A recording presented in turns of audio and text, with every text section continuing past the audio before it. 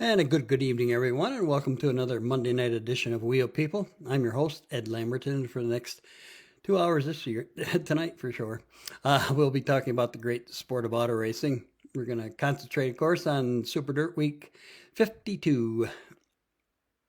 It happened, happened this past weekend. And, well, that was a joke going around out in the Oswego area. Um, to the locals, the people's, the stores and stuff we were visiting, they said, "Yeah, they ought to call it Super Mud Week."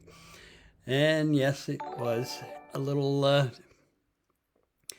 shaky as far as the weather. Again, luckily, the 3 days of racing did get in. It was perfect. Actually, it wasn't too terrible bad. The weather um, Friday night was pretty darn nice, actually.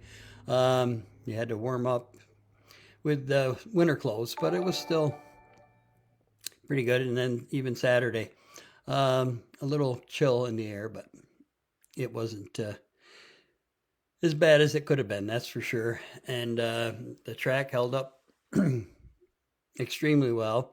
And even though the plan to not put any race cars on the track until 5 o'clock every day went by the wayside after Wednesday got rained out, and they had to put that day's activities into the other 2 days, and that slid everything around. So basically, they got racing him on the track started about 2 o'clock every afternoon instead of 5 o'clock, which probably hindered the small block race on Friday a little bit. That kind of rubbered down, and then it came back up again. And I'm going to talk to all our guests tonight about that. They were all there. They were all involved. We have two winners of the event. Matt Janzak, who picked up the win in the sportsman event for the second year in a row, back-to-back wins for Matt, and Bo Ballard, who was making his first attempt at a race at Oswego, and that turned out to be pretty fruitful as he won a heat race and, of course, won the big show on Saturday, early Saturday evening in the Pro Stock um, division. So we'll talk to those two winners. And also an old time friend, of course, we've known him for a good long time, Jay Castlemore, who was the tire guru for Stuart Friesen. Before him, he worked for the Flack family and then really got his career started and spent most of his years working for Brett Hearn and has learned it well, without a doubt. Unquestionably, the best tire man in the Northeast as far as the modified division goes. That is for sure. So we'll be talking to Jay Castlemore about Halmar's successful win, and 6 wins now for Stuart Friesen and his team. Ties Brett Hearn for the most wins, and the way they're going, they'll certainly go on and probably win a few more. That is for sure. Also, we'll be talking to one of the young guns, Jack Lehner, who had some rough qualifying days, time trial days on Thursday, but came back strong in the big show to pick up a top 5 finish at the finish line. Actually, he got by another young gun, Darren Smith, on the last lap coming down the front stretch to the checkered flag to pick up 5th, and that was pretty impressive, being he started 21st. So 21st to 5th, Jack Lehner. So that's the lineup for tonight. Not exactly in that order, but we'll figure it out. Yeah, we're going to talk to Jay Castlemore immediately, and then we'll go to Jack Lehner, Matt Janzek, and then we will finish up the night with Bo Ballard. Okay, and there his Bose owner. I can. So before we wander away here, let's get started with Jay Castamore, the tire guru.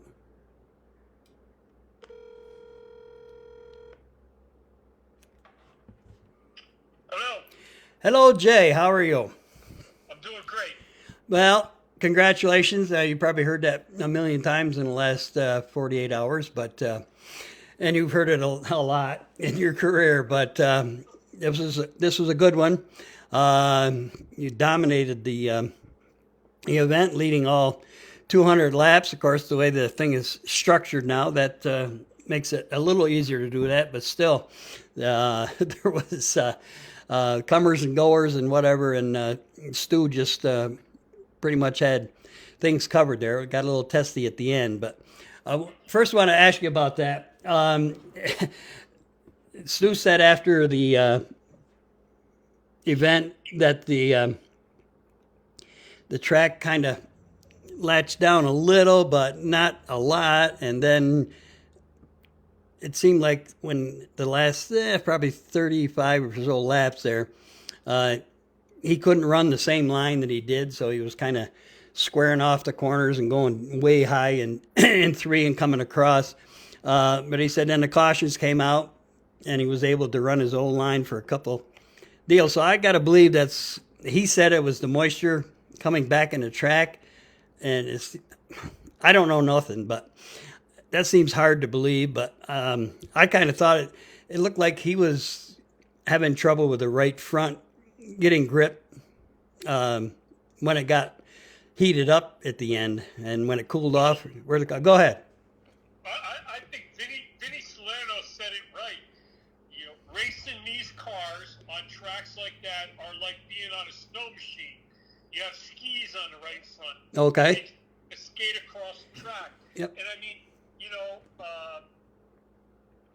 we've done all kinds of different things to right fronts to try to get them to react and be better, you know, on tracks like we raced on Saturday night. And I don't think any of us have figured it out yet. I really don't. Okay. No, I just don't. I mean, I think the biggest thing is you're almost steering with the back tires, if that makes any sense. Oh yeah. Yep. And you know, so you know, you do what you can to the front tires. And, you know, during our pit stop at halfway, we replaced all four tires. Okay. Not normal. We don't normally do that. Normally, you know, left front is just the left front. It's there. Yep. As long as it holds air and it doesn't cause you to shove the nose because it's flat, it's just there. But no, it's a focus now because, you know, when it actually comes back down on the ground, because it's up in the air a lot. Yep. You know, when it off the turns, when it comes back down on the ground, it really is a formidable, you know, purpose, and you got to pay attention to it. So, I mean, but getting back to what you were saying, the right front is Saturday night. The right front was too hard for the racetrack. Okay. Yep. Simple. I can't say it any different. It was too hard for the racetrack. And I don't care what I did or what anybody else did, you weren't going to change that. So the only thing you could do is set the back end of your car up to alter, you know, to kind of, you know, stagger-wise with the tires, but only, and then shock and spring-wise with what your suspension was doing to be able to compensate for that. That's all you can do. Yeah. You had no other choice. Yeah, because I noticed, like I said, for a lot of the race, even after the halfway mark, Stu was kind of, like I say, I couldn't really see 1 and 2. I was way on the other end watching on the 3 and 4 end, but you know, he would drive, like you say, right through the middle and kind of let the car, as you were saying, you can't, it's like ski. He would go almost up to the center of the apex of 3 and 4 and just catch it enough to come back down and go with it. And then it seemed like at the end, he couldn't do that. So he was kind of going out higher in 3 and kind of squaring the corner off. He was just trying to find some ground. Right. That once he got the car squared off enough, Yep. that the back tires could catch and go. And I think, Yep. you know, if you know, Jimmy Phelps drove a hell of a race, and I mean, you know, all due respect to him, I mean, had that race had things been different, you know, whether, you know, it'd be cautions or, you know, long runs or whatever, you know, he may be the guy you're talking to tonight, and not, you know, all of us from, you know, Friesen's team. And but I think what the bottom line is, when Stu could get his car squared up, he had the best car, and that's why he won. When he could get his car squared up on the racetrack, he had the best race car at that point, and that's why he won the race. There's no doubt in my mind about it. And you know, he did that more times than Jimmy could get off the bottom and get close to him, and that's where he won the race right there. Right, because Jimmy did look better on the bottom. That, like I say, those last couple laps, and like you said, circumstances hadn't. I mean, you watched the race too, so I think if they hadn't had those cautions, I think Jimmy would have had him. It was just the way it was. It seemed like he had a little bit better grip on the bottom, and he could run the bottom a little bit, but he didn't, you know, just couldn't get there. Go. And here's what I'm going to say to that. Yep. If we didn't get a flat at the Fonda 200. Yeah. Oh yeah. Absolutely. Yeah, you know what? Yep. Yeah, we would have won Yeah. that race. So it's all. Oh yeah. Yep. You know, handshake to handshake, Jimmy Phelps drove a hell of a race. Oh yeah. Yep. He did everything he could to win that race. Oh, absolutely. Absolutely. And you know what? Time trials on on Thursday probably won us that race. Yep. Yep. Well, it seemed like, you know, in today's age there, the, well, you know, there's you, there's Matt Williamson, and, excuse me. Yeah. God, it's terrible to get old. John Shepard, there we go. and again, you know, it looked like, you know, something that definitely went sour with Matt at the end. You know, he was there with you kind of on and off all day, but I was figuring when that first of the 2 last cautions came out, I said, okay, here we go. Whatever he does, who knows? This is when Matt Shepard turns something on, and he didn't have it. He went backwards. So there was, you know, definitely something going on there, whether it was tires or he lost a cylinder. I don't know. I haven't seen anybody put anything up yet what the situation was. But like I say, you 3 guys been in there. Obviously, you're 1, 2, 3 in the 358 race. And it looked like you were going to be 1, 2, 3 in the big blocks for a while too. But so that place is it the clay? Because they said a couple of guys have said before, and I've been to every one there. That's for sure. That it's the only track that kind of takes rubber, and then the rubber comes up. Does that even make any sense to you? Why that happens there, and that's the only place that it happens? Usually, when the rubber's down, it's down and never goes away. You know what? It makes no sense. And I don't even try to worry about it. Okay. You know, we've learned some things there over the last couple of years, and then we've applied them at other places, and it's starting to make sense to us. Of, you know, you'll hear Stu say a lot, our Hoosier tire program has been getting better, and it has been getting better, and you know, and it's an ongoing thing. I mean, you could say, well, this guy uses the traction grabber over here, and this guy uses the gold disc over here, Right. and this guy uses the sandpaper over here, and this guy sipes it this deep, and this guy sipes it that deep. Well, you know what? It all doesn't matter other than what your driver feels comfortable on. And Yep.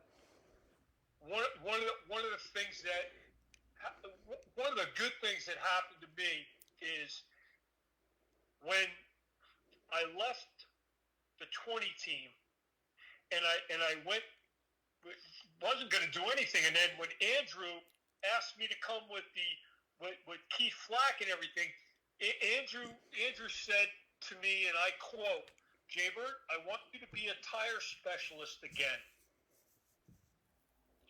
So from that point on, right from there, and we're talking 2017. From that point on, I got kind of back into really paying attention to what was going on, and and then when Tommy asked me to come and work with Stuart, it's an ongoing thing, and I'm not as smart as people want to make me out to be. Yeah, I've been around a lot of good drivers and been a part of winning a lot of big races and all that kind of stuff. But my goal is not to be the smartest guy in the pits. My goal is to give Stuart Friedman what he needs to win. That's all I care about. I don't care about nothing else. Yeah, and that was one of the things I was going to ask you. Working with those three drivers that you noticed, two of them obviously the best in the business, and Keith had when you were there some big wins as well. But does each? This is probably a dumb question because I know what the answer is, I guess. But each one of them want something different. Well, not really. Okay. I think, Brett was always concerned about, and the chassis on the cars were different then too. So you have to, it's a whole.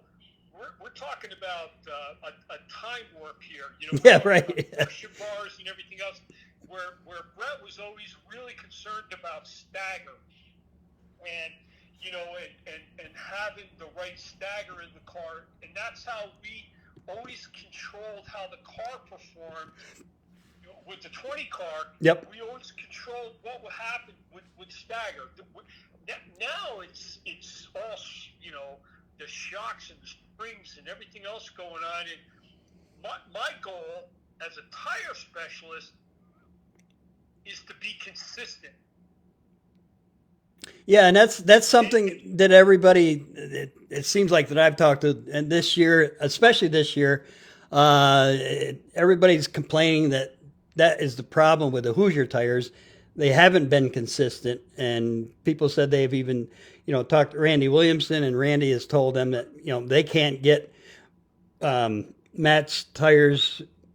It doesn't matter if they're brand new, if they heat cycle them, if they, whatever, they wear them for the heat rate or season them during a feature and try to run them in a heat race. The tires sometimes, it doesn't matter. Sometimes they fire and sometimes they don't. Have you found that this year or not? No, not at all. Okay. Not even a little bit. All right. I disagree with all of them. Okay. Okay. No, I'm going to tell you. I'm going to tell you why. Okay. Okay. I do multiple things for Tommy and Stu. I do a lot of different things, but the one main thing that I do is obviously the tire program, and I monitor so many different things about when I buy a tire of how to size it, all the different intricacies of that tire. And I could go on for hours about it. I'm not going to. I'm going to bore you.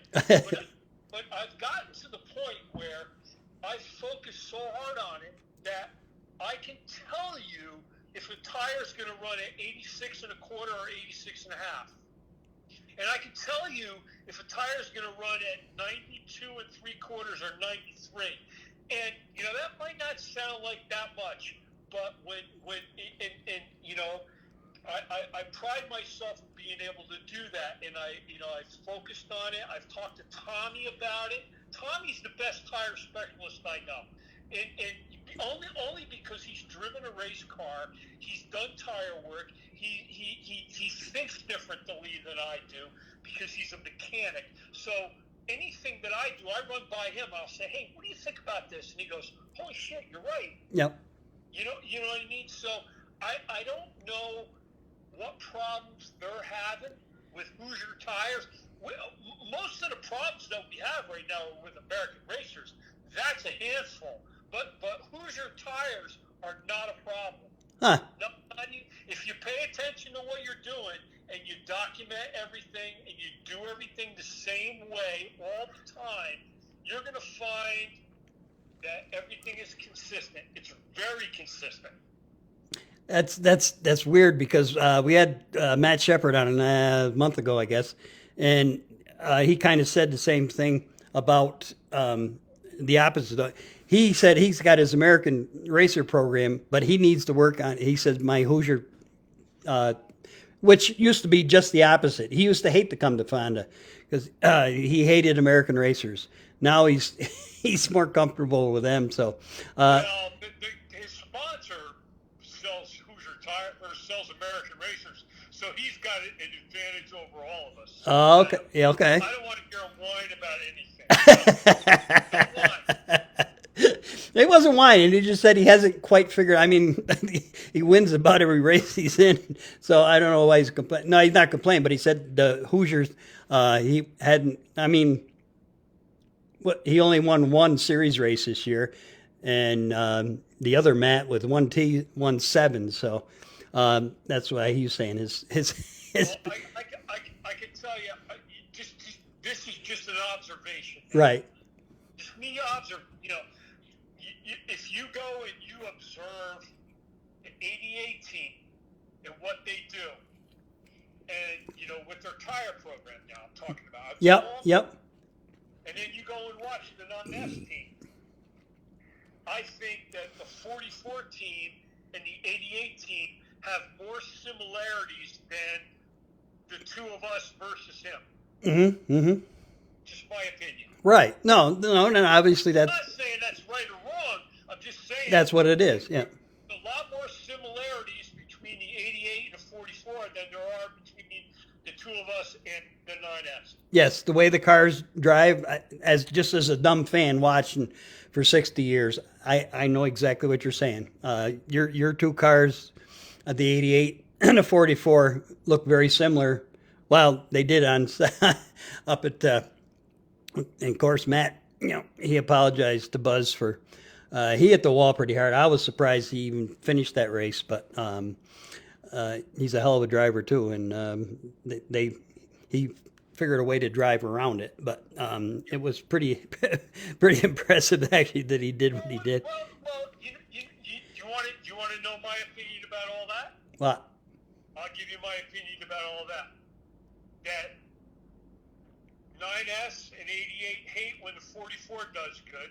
Yep. And 88 and the 44 hate when the 9S does good. Right. And 9S and the 44 hate when the 88 does good. Right. So, when the three of them are locked in a battle and one or the other are doing better than the other two, those other two are going to drive a lot harder than normal because oh yeah. Yep.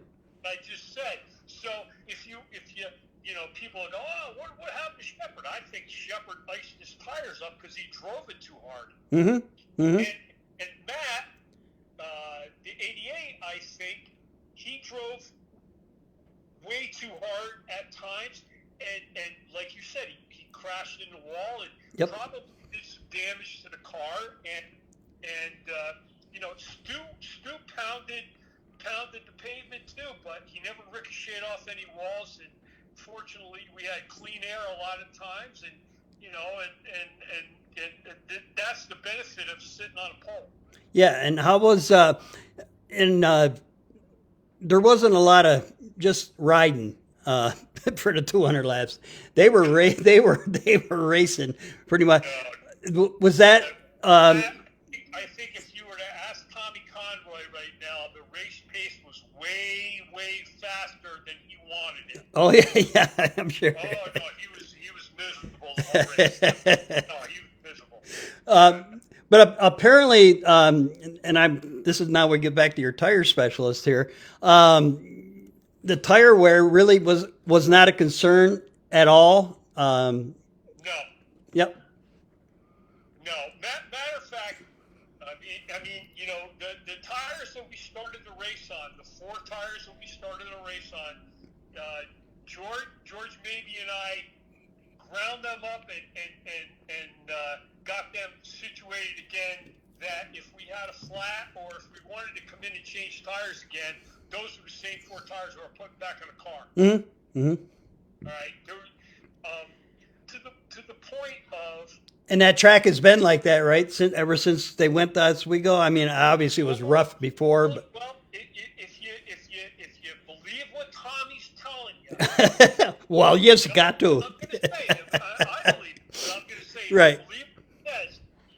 The only reason why the track took rubber on Friday night is because Larry White was dropping oil on the bottom of the racetrack. Okay. For how many laps it wouldn't get off the racetrack when dirt was telling him to get off the racetrack, and that's per stip. Okay. So now it's happened a couple of times where I've been at races with him, and he goes, "That's going to take rubber because you know somebody blew up a motor in a certain spot," and you know I got to start believing him because yeah. nobody dropped any rubber on the racetrack on Saturday night. It was no warmer. It was the climate no different at all from Friday to Saturday. Nothing. Temperature wise, it was almost identical. Yep. It felt a little warmer, but. And what was different? Larry White dropping oil on the bottom of the racetrack on Friday night. So he's making me a believer. I don't know about you, but I'm believing him. Well, I can't believe that Larry stayed out there. How much oil he had left in that thing, but it's just. So let me give somebody a plug. I did I don't go on Facebook, but I'm on Twitter, and I did put something on there, and you know I've been fortunate enough in my career working with Brett Hearn and working with, you know, Keith Flack and North Friesen to work around some of the best crew chiefs that we've ever seen dirt modified racing. I mean, you know, when, you know, I can go back when Bobby Hearn was the crew chief for Brett. Doug Olson was the crew chief for Brett. Yep. And we forward and we could go to, you know, Charlie DeAngelis with the Freightliner team. Oh, yeah. And Scott LePage and Dave Kwasniak and Andrew Phillips, and you know, I mean, I can rattle off names that, you know, these guys are like, they're legends. So when you start talking about Charlie DeAngelis, and you start talking about Scott Jeffries, and you start talking about Randy Kosaki, if you're not talking about Tommy Conroy, you're missing the boat, because that kid, he's got his crap together, and he understands what's going on, and he is the reason why we are so successful right now, period. So I just want to say, absolutely. Yep. To me, that's important. It's not about me. It's not about, you know, the rest of it. Tommy's that smart. He's sharp. No, there's no question about that. He's been, well, I'd say he's had an opportunity to actually, you know, take over a very profitable business, and he's chose to stick with it and travel around with you guys, and you're better off for it. That's for sure. Stu is the one that's better off. Yeah, right. Yeah. My retirements with Peckham Industries, so I'm in good shape. Right. I don't rely on anything. I'm having fun. You know? Right. Yeah. a couple of things. So you mentioned a little bit about the new the change in suspensions over all the years that you've been doing tires, and everybody. I mean, it even goes back to not that long ago, 6, 7 years ago or whatever. I was talking with Kenny Tremont about traveling and running 90 races a year. You guys are getting closer to that this year, but with the trucks and stuff, it's hard. But still, Ken said nowadays the tires take so much more work than they did. He said, I don't know how these guys can possibly run that many because, and I'll ask you because I know you know exactly how long. Uh, People are telling me that guys are spending at least an hour or more on a tire to prep them for the races. That's not that far off the boat. Okay. No, that's pretty accurate. I mean, from the time, if you click the stopwatch when you walk in your shop with a brand new tire that you bought from someplace, Yep. wherever, and you work on that tire specifically to mount it, size it, and do all the things that you need to do to get ready to actually put it on the racetrack. It's it might not be exactly an hour, but it's not that far off. But it's a lot more than it was, say, when you started with Brett way back when. Oh my God, yes. Yeah, right. Yeah. Yeah. And that is because the suspensions and stuff are, I mean, they're in the track. No, it has. I don't think it has a lot to do with the suspensions. What it has to do with is the following. If you want us to run Hoosier tires because Hoosier's putting a lot of money in your point fund, Right. I'm cool with that. I understand all that. Yep. But let us decide what Hoosier tires we want to run. Okay. And if you said, hey, Jay, hey, Stuart, hey, Tommy, you can run whatever you want as long as it says Hoosier on it and as long as it meets the dimensional, wherever your rule is. Like, Yep. 2-inch right rear, you know what I mean? Yep. 50-inch wide tire. I'm not talking about doing something stupid, but I'm just saying, if you want to tell me, just go ahead. Now we don't have to do all that now. And, I'm not so sure that the cost of the tire is going to be any different because it is what it is. And the only thing that's happening now is, you're saying, okay, well, you have to run a 300. Right. You have to run a 400. You have to run a 500. Well, what happens when a 300 is not the right tire to have on the racetrack? Maybe it's too hard. And I'm telling you, at Oswego, a 300 right rear is too soft. Or it's too hard. It's too hard. All right. So does that...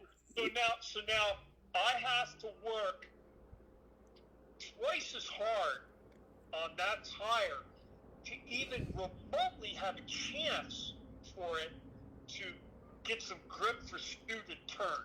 Right. And I mean, you can take all the tire samples you want, and knock yourself out. I don't care. All right, it has nothing to do with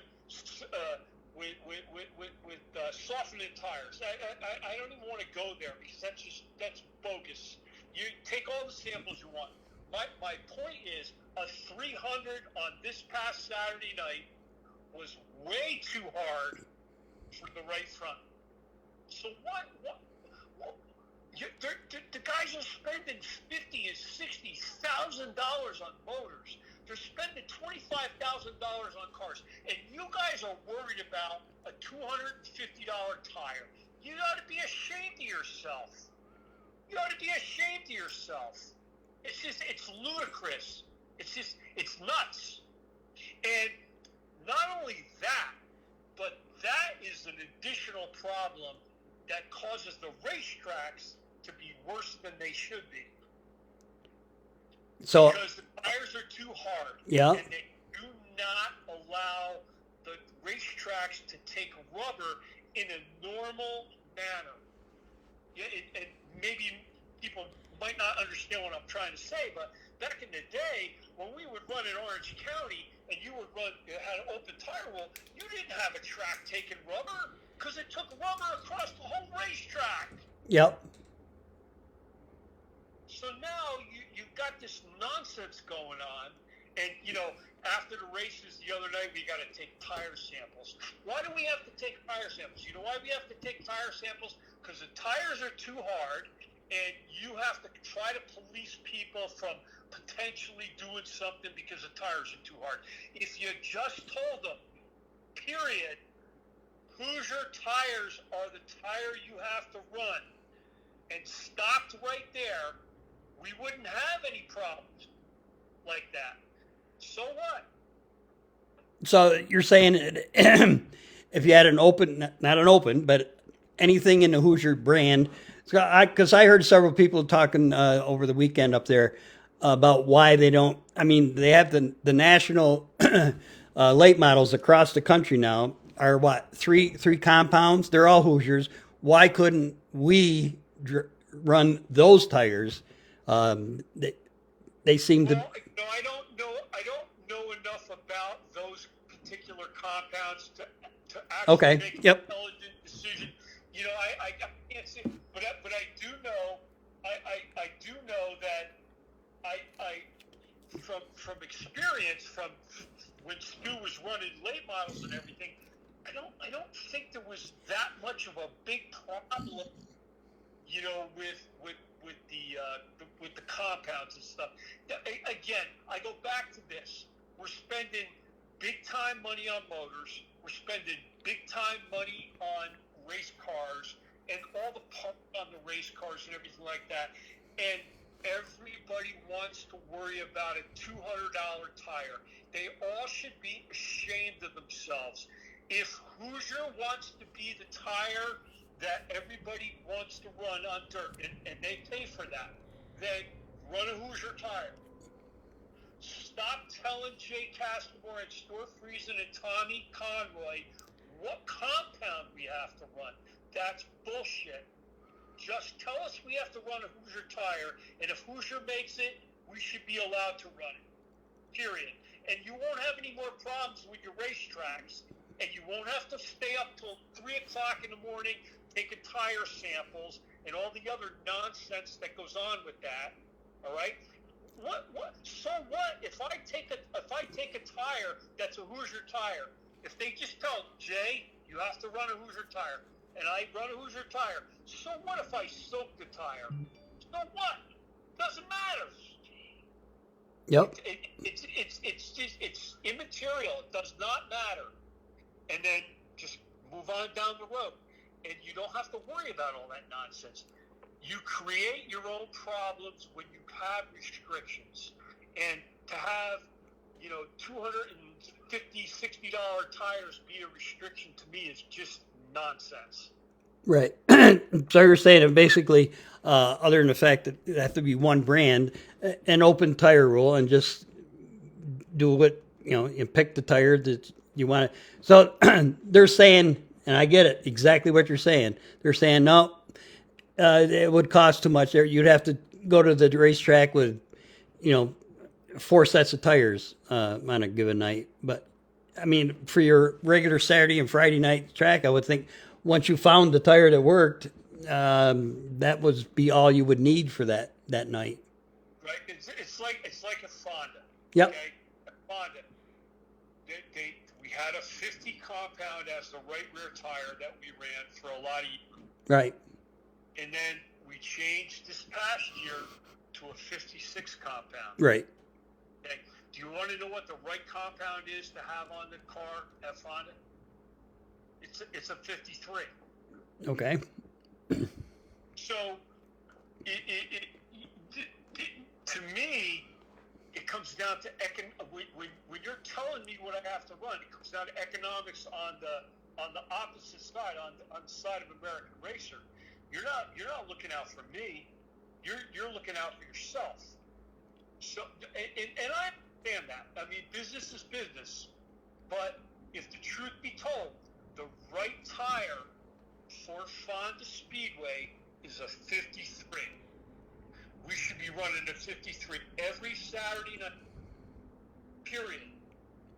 No more nonsense with a 50 and a 56. Run a 53. And the racetrack would be a lot better. I can tell you that much. Ask Tommy; he'll agree with me. And now, would that tire wear more than what the 56 is then? Well, 56 and a 50 are a little bit of a different rubber compound. Okay. The 53 is a little bit different, and that's where I've got my kind of education between right. the three. I think, well, wait a minute. We ran 50s, we ran 56s. There is a difference between both of them. Mm-hmm. It's the one over the other. That's my opinion. But if the truth be told, we should be running the 53. Right. But and that, if you just threw the dice out there and said, Jay, run whatever you want on Saturday night, I'll bet you there's going to be more times than not I'm going to put a 53 on the car, on Ford's car on Saturday.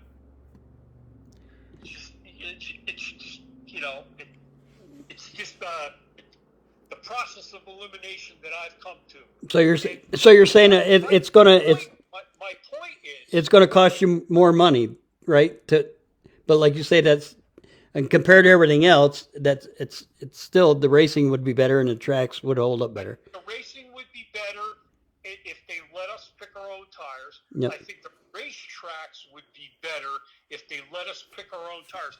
And I understand that, if American Racing is going to be the sponsor of, the Deo promotions at Fonda, I understand that, that's money that he uses. I'm not trying to take that away, and I'm not trying to argue that. No. Just let us decide which tire we want to run.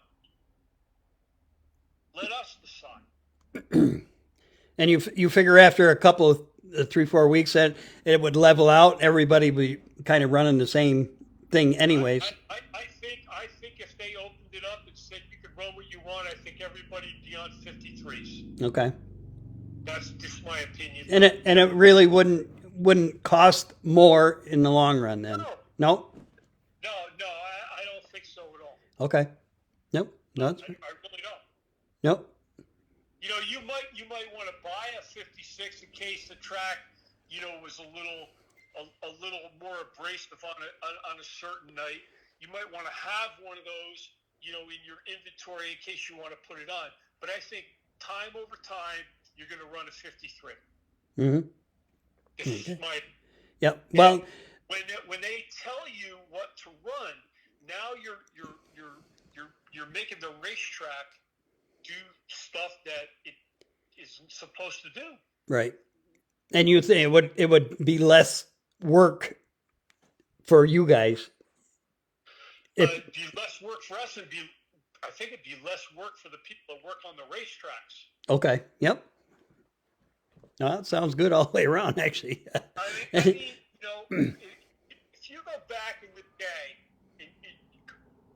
to the 80s, back when I was working with the 20 car at Orange County Speedway, we ran Goodyears for the first 3 or 4 years I was with Brett. Mm-hmm. You could add all kinds of different compounds you could pick on, and that racetrack was phenomenal. You could race all over it. Yep. Dust now and then, depending on the climate of the day, but we really never had a problem down at Orange County until we were told what we had to race. That's when the problem started. All right. So you're saying it's not you. Your opinion is it's not as much the cars, the technology, the coilovers instead of the torsion bars that's causing the racing not to be as good as much as the tires. You're thinking. I think that because they made us run tires that are too hard for the racetrack, mm-hmm. caused us to go to coilovers. It's caused us to go to all these other different suspensions. Gotcha. Because you're trying to get a hold of a racetrack with something that's too hard for the surface. Mm-hmm. So you created your own problem, and now okay. And please, I'm not biased to TO because that's a lot of years ago. Yep. But when those guys wanted to have a 4-link suspension, all of a sudden now you can't do that. Right. Well, why do that? Yep. Because I don't know the answer to that. I really don't. I'm sure it had something to do with dollars and cents, but that's beyond me, and I don't want to get into that conversation. Right. But the problem, I believe, started when you asked us to run a tire that was too hard for the racetrack. You caused all this other nonsense to happen. Right. Yep. That makes it. I don't know if I really thought about it at that point, but obviously you've been doing this for 40 years. Yeah. Obviously. I've lived it. Yep. I've lived it, and I've seen the evolution of what everybody has to go through now, to get a tire to even attempt to work. I mean, it's insane. It's insane. Right. It's insane. And yeah.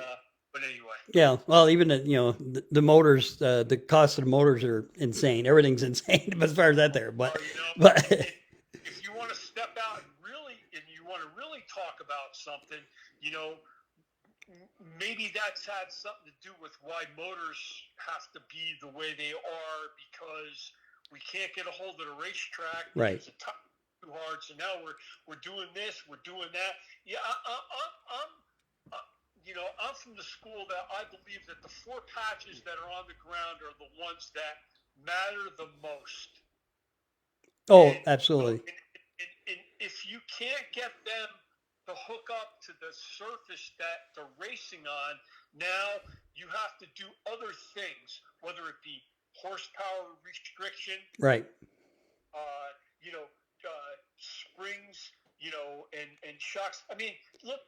They took shocks off. This baffles me. They took shocks off the small block and the big block on Saturday night in Tech. Yep. Look for bump stops. Okay. Why? What do you care? What it baffles me what they care so much about. So if somebody comes up with a bump stop thing that works, well, fine. Why shouldn't they be allowed to do that? It just doesn't. I don't understand. I guess I'm not in those meetings on Monday morning that becomes a really relevant topic. Yeah. I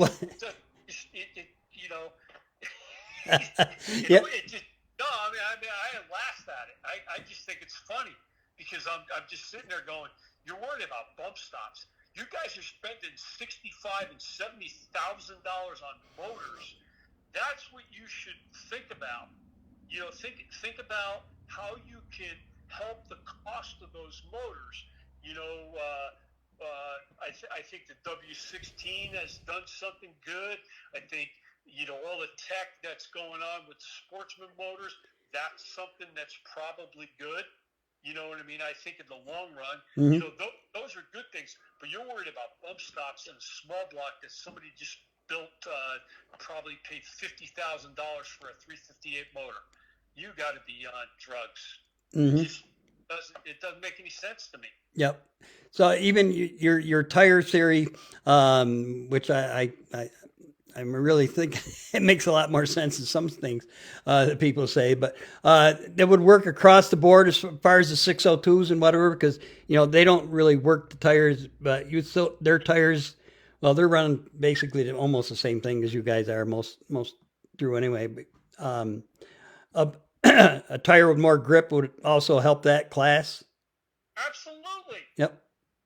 Absolutely. Ask Matt Jancic what he thinks.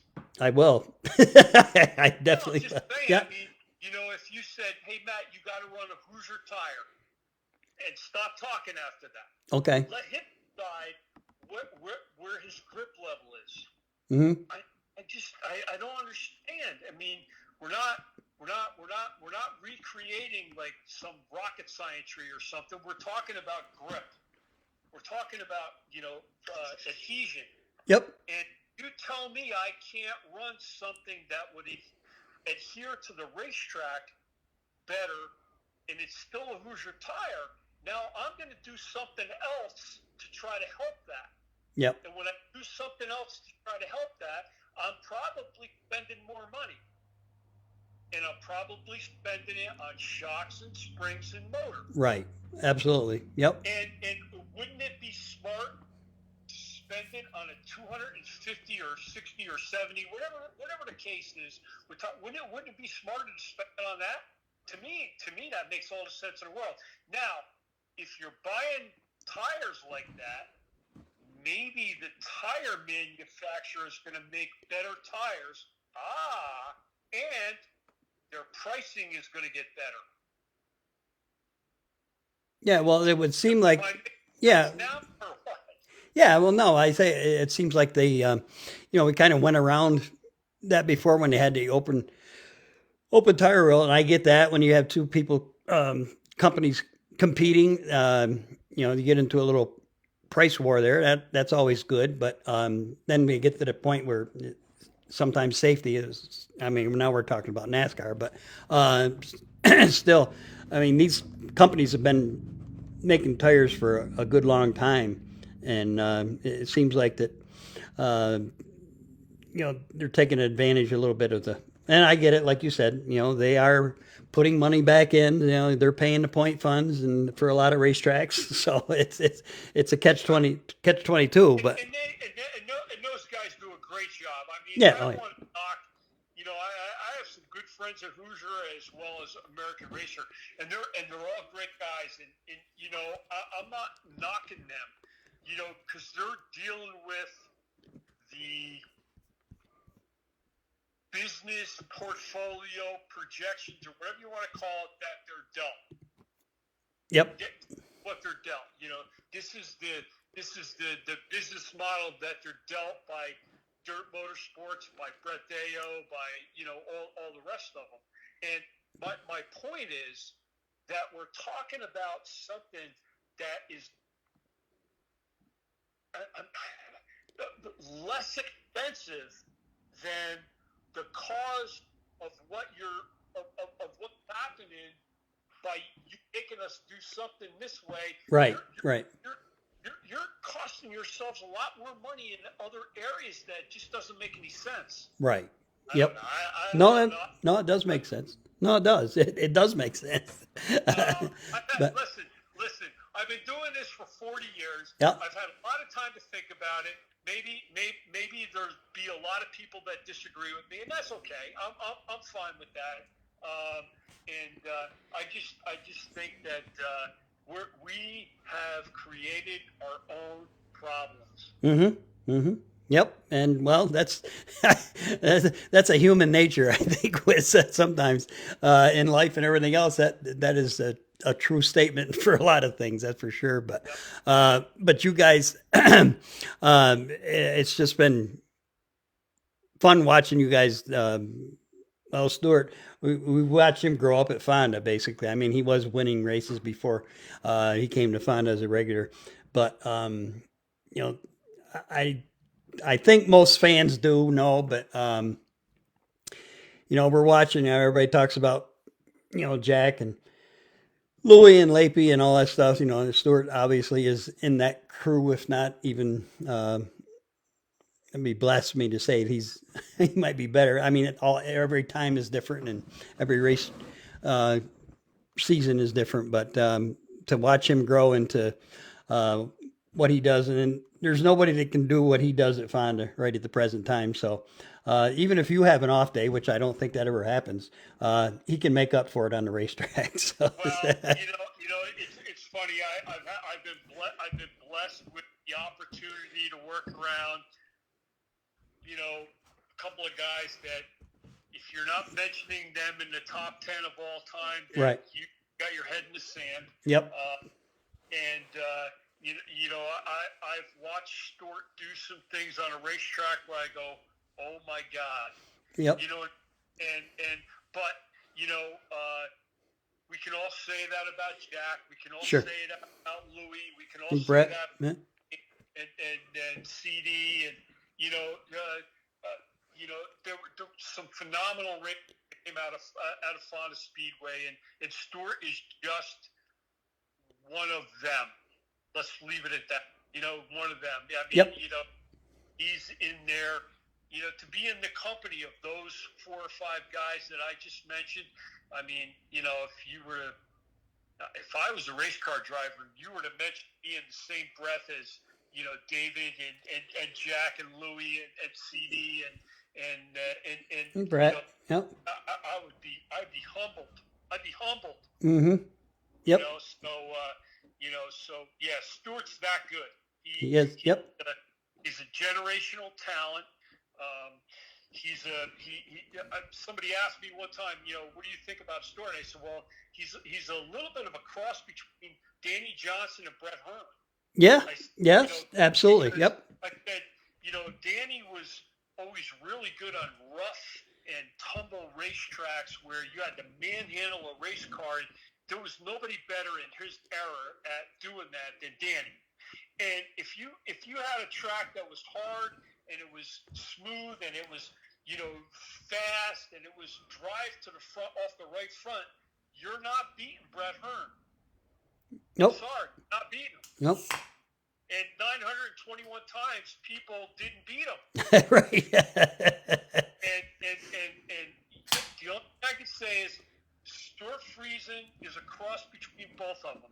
And I think I'm a good judge of that. And he's a once in a lifetime talent, and I'm so lucky that he wants me to be on his race team. I can tell you that right now. Well, I know, and he's told me that, and I'm sure he's told a lot of people that, but he's more than happy to have you. Believe me, that's for sure. So it's a mutual thing. It's a love fest there. It's a hell of a crew actually. Right down to guys like Berkey and whatever that are there and do Berkey stuff. Works his butt off. He does. There's no doubt about that. So, no, it's a great, and it shows on the racetrack. There's nothing, no doubt about it. And again, there's so much stuff we could go, but we're running over. I just wanted to congratulate you again. We'll get you back on the show because I know that you've done tire seminars throughout the winter months. I don't know if you're doing another one. You were down to Lenny's show a couple times, and I'd like to just get into that. I was gonna maybe the last final question. I'll let you go. When you go to a seminar or just your observations at a racetrack, what is the one thing that not everybody, but the majority of guys do wrong preparing tires? They believe that what they did at Malta on Friday night is the right way to prepare a tire to go to Weedsport on Sunday. Okay. Fair enough. If that makes any sense. Yeah, no, it does. Yeah. Because every time that you go to a different racetrack, you may need to do something a little bit different. Whether it be air pressure, whether it be the depth that you sight the tire at, or something else. And so, my thing that I always tell guys and gals at tire seminars is take notes and keep records, because when you go from racetrack to racetrack, you could pull up the last time you were there and see what you did and at least have a beginning spot. They kid me all the time. I have a couple of notebooks that are pretty thick for every race since 2019 that I raced with Stewart. And every race is logged. Every race has a time sheet. When we go to Weedsport, I pull up the last couple of times that we went to Weedsport, and I put those up in the front of my notebook so that I'm looking at them when I'm preparing tires for the time that I go to Weedsport, that we're looking at. Right. So, so you have, I mean, obviously, this many years into your career, how long you've been doing this, have you never get to the point where, okay, this worked last month when we were here, but we have, rain, sun, and all this other stuff. You, have you got to the point now where you can adjust to that for the weather? I mean, you have to prepare them before you get there, obviously, but Yeah, there's things we do preparing before we get there, but then there's the adjustments that you make once you're there. okay. All the weather matters. Is it a rainy day? Is it a sunny day? Is it a windy day? Is it a hot day? Is it a cold day? I mean, that all matters. Right. All of that stuff matters.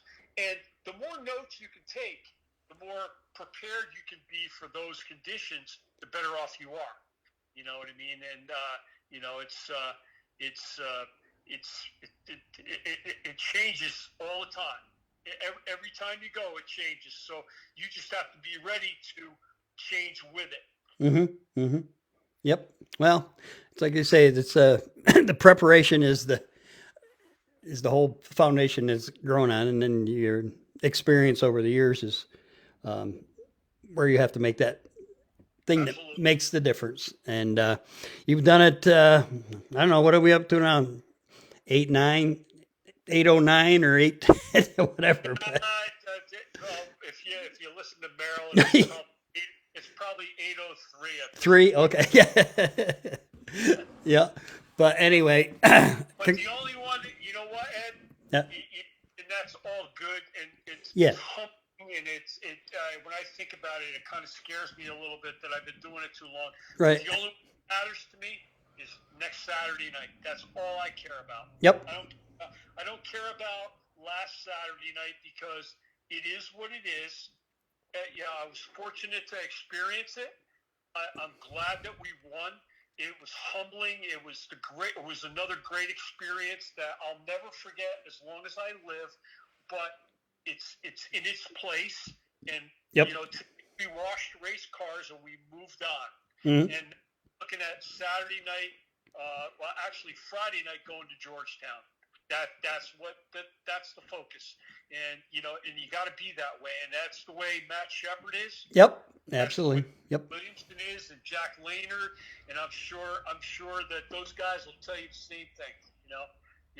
It's about tomorrow. It's not about yesterday. Yes. Yep. Well, Jack Johnson always said you're only as good as your last race. So you guys are pretty good for a week. That's it. You can be heroes for a couple more days. Right. Knock back, Yep. All right, Jay. Thanks again, and really enjoy I'm getting a lot of good comments here on Facebook here that they enjoy hearing your expertise. So we'll have to do this again next season. I think this is probably going to do it for me for this year, but we'll see. Anyhow, thanks again, and congratulations to everybody on the team. All the above that we mentioned. We probably missed somebody, but it's been a great ride as a fan to see this whole thing. It almost seemed like a dream team when Tommy invited you to come in, and it was yeah. Yeah, it was a blessing. Yep. He's like my kid, so it's good working with my kid. Yeah. Well, it's great to be a fan to see history being made. That's for sure. Thank you, Ed. Okay, take care, Jay. Yep. Bye-bye. Good night. All right. Oh boy, now I don't know what I should do here. Okay, we're gonna skip over for a minute because I want to.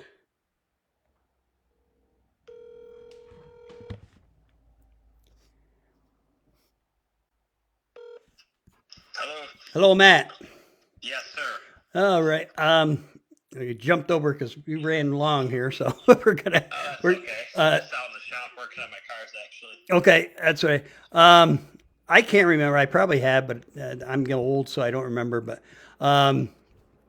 we call this, and we're talking to Matt Janczak, the winner of now another Super Dirt Week back to back. I don't know how many of these. If you won, you went on. You must have won on the mile. I did not. I only went to No. the mile once in 2006 in a Okay. borrowed car. Yeah. All right. But and you've been doing it. Well, that's why we call the show Wheel People. We try to get to see the man behind the helmet, if we can. Probably everybody's read somewhere along the bio that you're a law enforcement officer. Yeah, I'm actually the chief of police in the village of Hamilton. Yeah. Oh, actually, the chief. Okay, all right. So that's got to be. So when do you get time to work on the race cars? I guess now. I guess. Yeah, just late nights in the shop and in between helping the wife with the business too. You know, we own Finish Line Designs. It's a screen print, embroidery, and sign company too. So Oh, okay. in between juggling all that, there's just a lot going on. Well, obviously, anybody that's lived around or gone to the Utica Rome Speedway over the years, um, you've been there what 20 some years? I think I'm in my 21st year this year. Yeah, Okay. I think I looked at some plaques. I always forget because when you first start, you know, I was pretty young, and I think I have a plaque downstairs, like rookie year. I think it's from 2003. Okay. Yep. So you had been there. No, you didn't, Don. We're going to get to Jack in a minute. We jumped around here a little bit. I excuse me. Obviously, and you probably heard this for the last 10 years or whatever. I know there's about 3 or 4 fellows down on this end of the state that are, well, I don't know if they've won as much as you have and been so dominant, but pretty close. Okay, move up, move up, move up. And it sounds like you're finally going to do that. So that'll make those people happy, I guess, and the competitors. But Yeah, we've certainly heard that. yeah. I figured if everybody wrote a check that said to move up, it would have been a lot easier a long time ago. There you go. Yes, absolutely.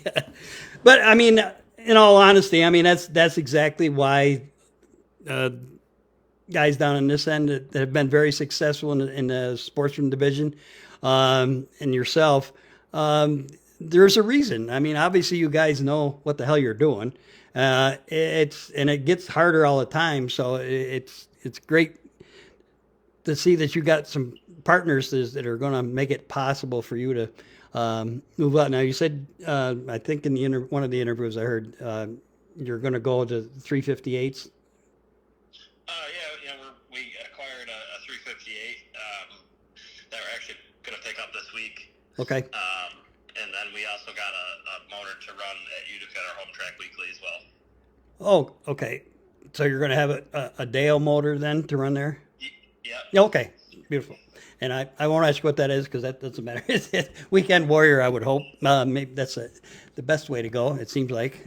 Certainly if you're Matt Shepard, the other Matt with 2 T's. But so how did you get involved with this sport to start with?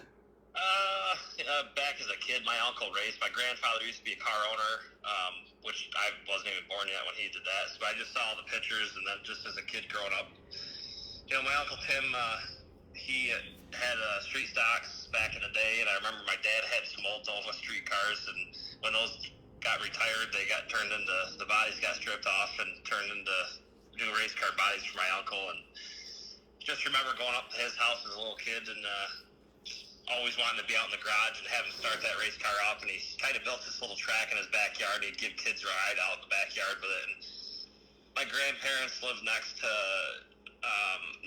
Hummers, who used to house Geraldine Newman's Hearst Street stocks back in the day, or Pro Stocks today. But Yep. so I used to ride my bike over there and hang out at their shop and just in awe, you know, just got to see race cars all the time. And it's kind of planted the seed as a kid. And so you kind of learned through osmosis, or did you have somebody that helped you out as far as coming up through? Who do you lean on? I never really came up through anything, so I started going to the races as I got old enough. My parents would let me go with the Newmans and Hummer on Sundays back in the day, and I'd come home and then, believe it or not, like Paul Kinney and I didn't really like each other in school. and one of our teachers made us sit across from each other. So Okay. we ended up becoming good friends, and then he raced quarter midgets, so I went to this quarter midget races with him at the end of his quarter midget days, and I think he was maybe 12 or 14, maybe 14. He got his first sportsman car. And that's kind of really how it started for me. Okay. And had some opportunities to be around, just some other teams. I wrenched on like Wayne Ruderman Jr.'s Modified when he came up here for a while. Okay. And then what really kind of solidified things, Paul Jensen back in the day, Yep. he had a car owner that lived close to me that I was really good friends with, so I helped them.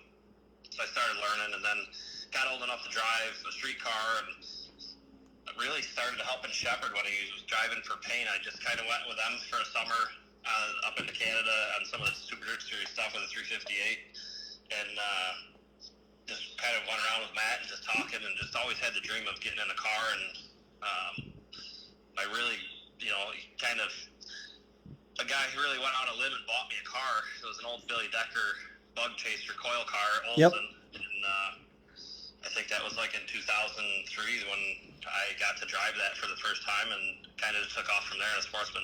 Wow. So, like you say, well, you're hanging out with some pretty good people there, Paul Jensen and Matt Shepard. Yeah, you can learn a few things from those boys, that's for sure. So he went on and pretty much, I don't know, I've lost count. I can't remember what happened yesterday, but how many track championships at Utica? Oh boy, I just turned 40. I'm gonna be 41, so I gotta remember. I think I have 9.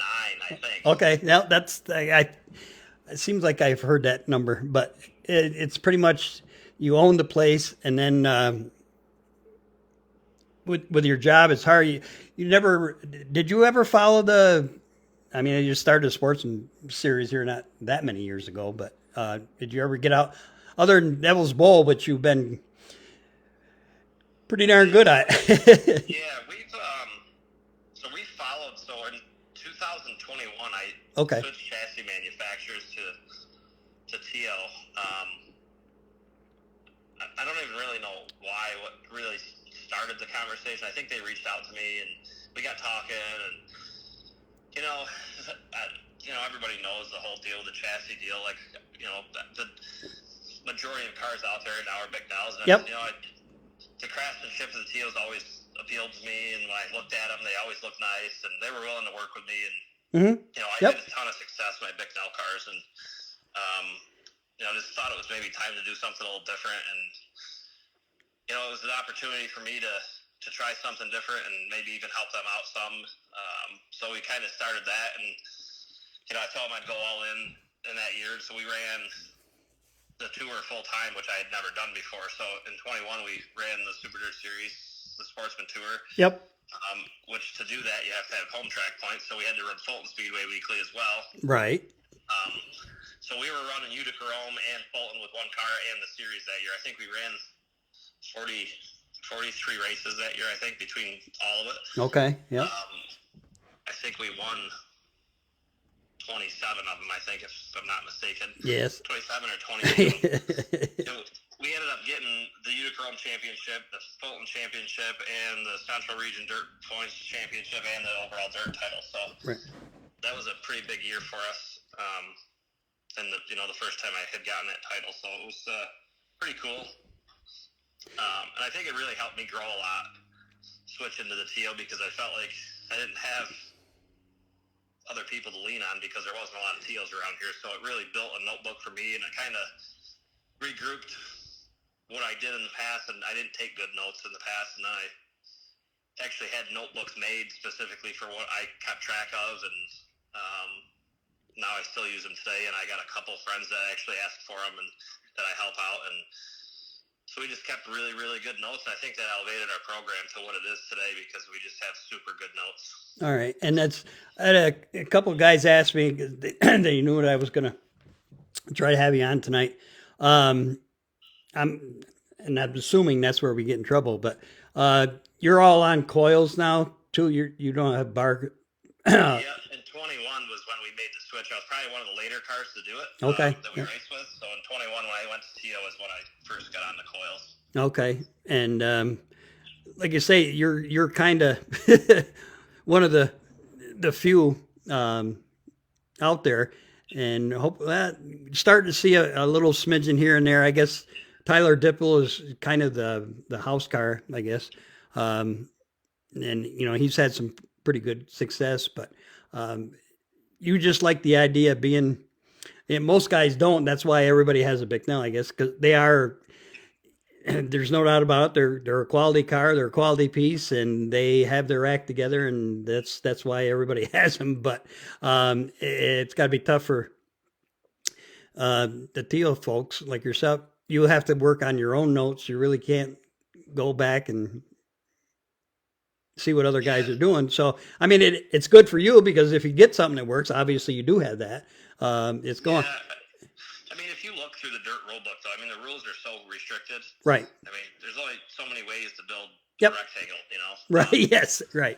So, my note, I mean, I started with what I knew, right, which was traditionally all Bicknell setup stuff. Yep. And I had no knowledge on coils at all when I switched to TO in 21. So, we just started with the same stuff that I would have done with a Bicknell car, and we were faster out of the gate with it. So, I don't do stuff a whole lot different. I've had the opportunity to drive some Bicknells this year for Mike Trouchholz, and he's got great equipment, and we had pretty darn good success at Utica with it against the modified. So I think our first night out in it, we finished second. And I'm not in a handicap there, so we were really good. So the stuff that we did with that for adjustments is the same stuff I would have done with my TO. Okay. I just think there's some characteristics about my TO car that I feel like is a little bit better. Okay. Than Yep. Bicknells when I drove them. So, and it's not necessarily a setup thing. It's just like handling wise, I think my TO car turns better than the Bicknell. And that's one of the biggest things that is part of the chassis design. It's got short rods in the front, which Bicknell doesn't have. There's some other cars out there that have been altered to have them. And you're starting to see more people do it, which is because of the TO. Okay. Yep. They see me, but I get frustrated at times because I feel like these cars don't get enough credit. People see the success I have, and they either think that I'm cheating, or they Right, know that I'm not. And they agree that he could win at anything. It doesn't matter what you put him in. But Well, I was just going to say exactly that because I'm an old guy. I've been watching the guys go in circles for about 60 years, and they always said that about Bob McCready when he kind of he would jump from chassis to chassis or whatever, and never really sold a lot of chassis for people until maybe Troyer, I guess. But that's the same deal. Bob can win anything, so that doesn't mean anything. You need to get, and then you get this cycle where everybody's got a Bicknell, so yeah, they're going to win a lot of races because everybody's got them. So it's kind of a catch-22. Yeah. My thing that I tell people, for every Bicknell that wins a race, they're finished in dead last too. Yes. Oh yeah. Yeah. Absolutely. People don't look at that. Right. It's like going to a wedding, and the wedding was great, but the food was bad, so that's all you remember was the bad food. Yes. Yep. It's like the same thing, like Teal, builds a great car, and I stock a bunch of parts here at my shop so that I have stuff that if I need it, because there's not as many dealers out there stocking parts for Teals because they are Right. a narrow, limited market. But Yep. I look at it as an asset to me that there's things done to this car that I think performance-wise enhance the limited power that we have in the crate motors. I think it was showcased Saturday at Oswego on restarts why this thing went so well. There's geometry things that have helped free up the motor in this thing through the drive line that Okay. I think Yep. that nobody else has because it's in the TO car only. So Yeah. Well, I know that you've probably been told this many times since since Saturday, but you stunk up the show. But well, that's a good thing for you. That's for sure. yeah, but we work hard at it. Oh yeah. Oh, no. Yeah. Well, that's what. Anybody that comes around my program and sees my shop and the way I operate, I put a lot of pressure on myself. One, because I've done it for a long time, and I also have to remind people too. Just because I've done it for a long time doesn't mean that I should be good either. So Well, there's a lot of people that have done it for a long time that still aren't winning races. So oh yeah. Yep. it That's takes true. a lot of work and commitment and homework and good notebooks and just being surrounded by really good people. You know, I've had the opportunity to help another friend of mine, Mike Richmond, race, and he's gotten into T.O. cars. Has got a new RXD this year, and finally, got his first win ever at Utica Rome. So,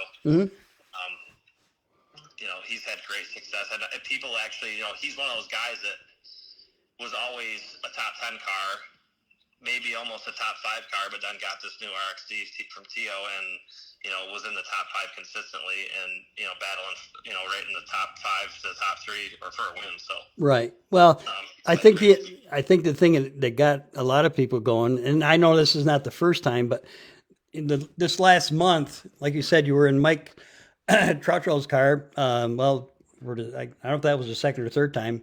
A couple of weeks ago, the finale at Utica, and if it weren't for a lap car, you probably you were at least probably going to get at least third out of it, if not more, against Stewie and Shep, and they were all there.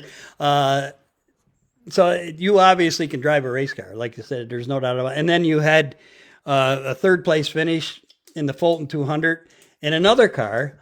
Now that was an old T.O. car that you had sold. Yeah, that was a 2022 T.O. Okay. Elite that I had sold to Nick Zielinski, and Nick, put a small block in it. And I've been helping them guys out all year. They bought 2 of my cars actually that were the Elites, and they asked me if I wanted to drive it, and I was like, absolutely. And then, of course, we ran well, so they wanted to go to Oswego with it, but we weren't prepared for what it took to run Oswego with 2 cars and tire wise. It's just so much work. Right.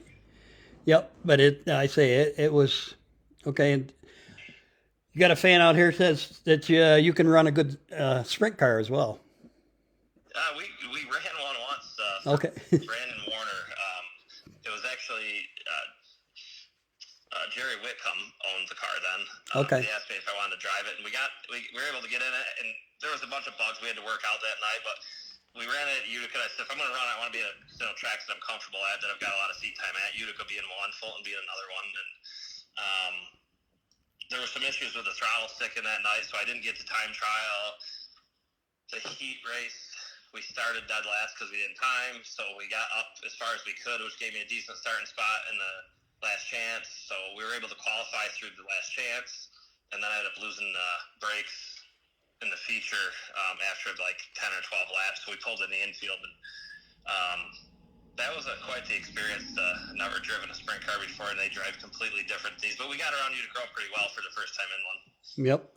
And so this, excuse me. This year now you took a little break, which I thought was, I didn't think it was odd, but now that you took a break, but now you're going to come back and you're going to run 358s. It was just the fact that you got kids growing up and you wanted to spend a little bit more time with them. Yeah, a few years back, but we were talking about getting a camper, and I said to my wife, who's always been supportive of whatever I wanted, really, right? She's fantastic, and we talked about a pool or a camper, and I'm like, well, we ain't getting a camper because the only time to camp is on weekends, and I'm going racing. Right. Pretty selfish of me to even say it like that, and but that was how the conversation went. And I said, so let's get a pool. So she didn't even ask about a camper. It was just something, I don't know.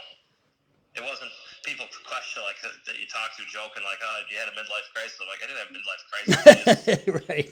With my job that I have, I mean, I see a lot of bad things. Yes. Yep. You sometimes come home at night, and I try to leave work at work, but you see some of the bad stuff, and you hear some of the worst stuff, and you see some of the worst car accidents you've ever imagined. Yep. And it's like my kids have grown up so fast in like a blink of an eye. I mean, my daughter's 13, my son just turned 11, and it's like, where did it go? Like, I feel like I was changing diapers last year. Right. Yep. Or asking my wife to change diapers. Right. She's probably listening to this. Right. So I was just like, I just want to do things and build memories and give my kids an opportunity to do stuff that, I necessarily didn't have the opportunity to do. I remember going camping at a local state park in a tent with my parents because they couldn't afford a camper when I was a kid. And right. So I just wanted to be able to do things with them that I never did, build some memories, teach them how to start a campfire responsible, and teach my son how to split some firewood and make kindling, and just do stuff outside of racing, you know. And ironically, the summertime came and racing started, and we went to the first few races to start the season because the campgrounds weren't open, and it was time to go camping, and the kids fought tooth and nail because they wanted to go racing. So okay. Yeah, so the kids rather go racing than go camping then. Well, I mean, Well, that's all kind. they know, right? Well, yeah, that's true. That's That's true. how they were raised. Yeah. At the racetrack every weekend, and that's all they knew. So Yeah. my son, he's like a clone. So I don't know. Everybody jokes. We have this saying like, "Do you plant corn, you get corn." And Yep. he reminds me so much of myself, and it's scary sometimes. And he's like a sponge and really soaks his stuff up. And I'm really looking forward to racing more with him. He's running slingshots now. And, Right. Yeah. You know, a couple of years, hopefully, we get him in a great car and just start him and that and keep going. So you at that level, then you think you would probably back out yourself a little bit, and then I know we see like Ryan Watt down south there. He's still racing and still winning races, but his son is really taking off fire this year, especially. But you see, I don't know if I'd step back from racing. I mean, okay, there you we go. can support each other. Okay. That's the goal. Yep. Well, he did that for a couple of years too. Yep. Yeah, I mean, Brody is he's gonna be good. I mean, he's super smart and he pays attention more than I realize sometimes. You know. Yeah. Somebody will come up and say, "Hey, Brody said something." I'm like, "Where did you hear that from?" He saw somebody do it and he just didn't say anything. So. Okay. Yep. Well, that's great. Yeah. He Well. does a lot for an 11-year-old that he understands these cars, and you know he looks up to some of the other kids whose parents race and they're racing themselves, like Corky Warner. I mean, he really looks up to Corky and the stuff that he does, and you know you watch him and super respectable kid, and he's the same way. You know, He is. soaks Yep. everything in as a kid from his dad and being around race cars all the time. So. Well, that's great. Well, it is a family ordeal. I don't know how many second and third generations that we have in it. It's great for an old guy like me because we need younger guys like you and your son, or else this thing is going to, go poof. But so I'm glad you guys are just hanging with it and have an interest in it. That's Well, yeah. You know, I was talking just recently about just even through Oswego and I had to go. I was joking yesterday. I had to go pick up my engine from the engine shop from getting tacked and dynoed, and I was joking there. It's like I'm probably going to go down in the history books for having my crate motor taken, dynoed, and disassembled more than anyone in the history of the Sportsman division. But yeah, well, that's what somebody had asked me, and I want to ask you, Matt, before I forget. How does that work? Now we know you guys certainly don't get the 53,000 like Stewie got. It was what, I don't know, was it 5,000 or 6 for the win? 5. You got all your expenses. Now, does Dirt reimburse you for? I mean, obviously they probably don't pay for your gas to go back up to Donna's to pick it up, but it's a little closer for you. But as far as taking it apart and putting it back together, do they put it always, or does Donna's put it back together so you can just put it back in your race car and go racing? Yeah, no. So yeah, that's what I didn't think. Yeah, okay. So they don't reimburse for stuff like that, but so my engine that I ran is a Donna's engine that was prepped and dynoed. Oh, okay, so okay. Because of it was a Donna's, it couldn't go back to Donna's. So okay. It went to Enders, which is another authorized repair center and verification center, which is the right thing to do. So that obviously there's no conflict. And but so they don't take them apart. They check everything else. They scope them. They can check the camshaft without taking it apart, and with a time degree wheel and all kinds of gauges hooked up to it. And then they whistle it and check the compression ratio doing that. It was P&G'd and compression tested at the racetrack without taking it apart, and then they ran it on the dyno just to make sure that the parameters were within where. Those things are so similar, every one. Yes, right. They just overlay a dyno graph to it, and they know if it's right or not. All right. So actually, was that the same motor that got a full tear down at Devil's Bowl? No, that was No. in my other car. Okay. That I won. Well, that's the one I used at Utica all year, and that I won both Devil's Bowl races with. Okay. So, Okay. so that was a partial teardown too. So that one got the same exact thing that Enders did, except the oil pan got taken off that engine. Okay. But that's all. So that just to go and pick them up is a cost, and yeah, you got the cost of that, and then there's some gaskets, like you got header gaskets, the expansion tank gasket, water pump gaskets, because they run all their own setup on the dyno. So there's definitely some costs involved. So it's minimal, but it's still time and money. And yep. I was talking to Donna today about the cost of these engines, and I feel like, if you were out, we're almost back to the days of Open Sportsman engines that were $15,000-$16,000 Yes. for a crate motor. Yep.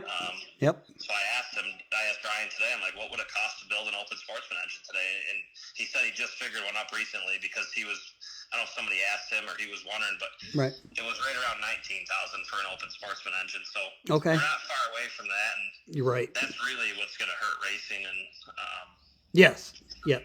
Is the cost. I was able to spend some quality time with Dean Reynolds yesterday and just talking about racing in the future and the cost of even just fuel. Like our D98, is not cheap, and the tracks have opened up some of the rules to allow just pump gas, but then you're at the mercy of what's in the tanks in the ground and if there's water in it or the quality of it. There's so many ways to save in racing, but the cost of these engines is certainly getting up there. Yeah, so you figure it's still worth the extra for the excuse me, for the can't really, I guess it is, racing gas, rather than go to store. I mean, when the crate, you were there when the crate engine started, the 602s, everybody went to Stewart's and filled up, and they were all good, but through like everything else, it developed so you don't feel comfortable running Stewart's gas in your car anymore. I don't even know if it's that. Okay. Part of it's the policing it, right? So they okay. mandate D98. Yep. Gotcha. For multiple reasons, like obviously VP's a partner with their car. Yep. So there's probably some money involved there, and yep. Pump gas. If there's so many additives out there that you can put in your oil and fuel and make more power. That how do you police pump gas? Like they don't know where it started to begin with, right? They don't. Oh, absolutely. Right? Yep. So if they say, well, you need to run D98 and they can have a benchmark to test it, then that's why it's the way it is, because everybody's trying to find an advantage. Okay. Yeah, we've got a couple comments here. I don't know. Travis Wells says that you run on Duncan. So. Yeah.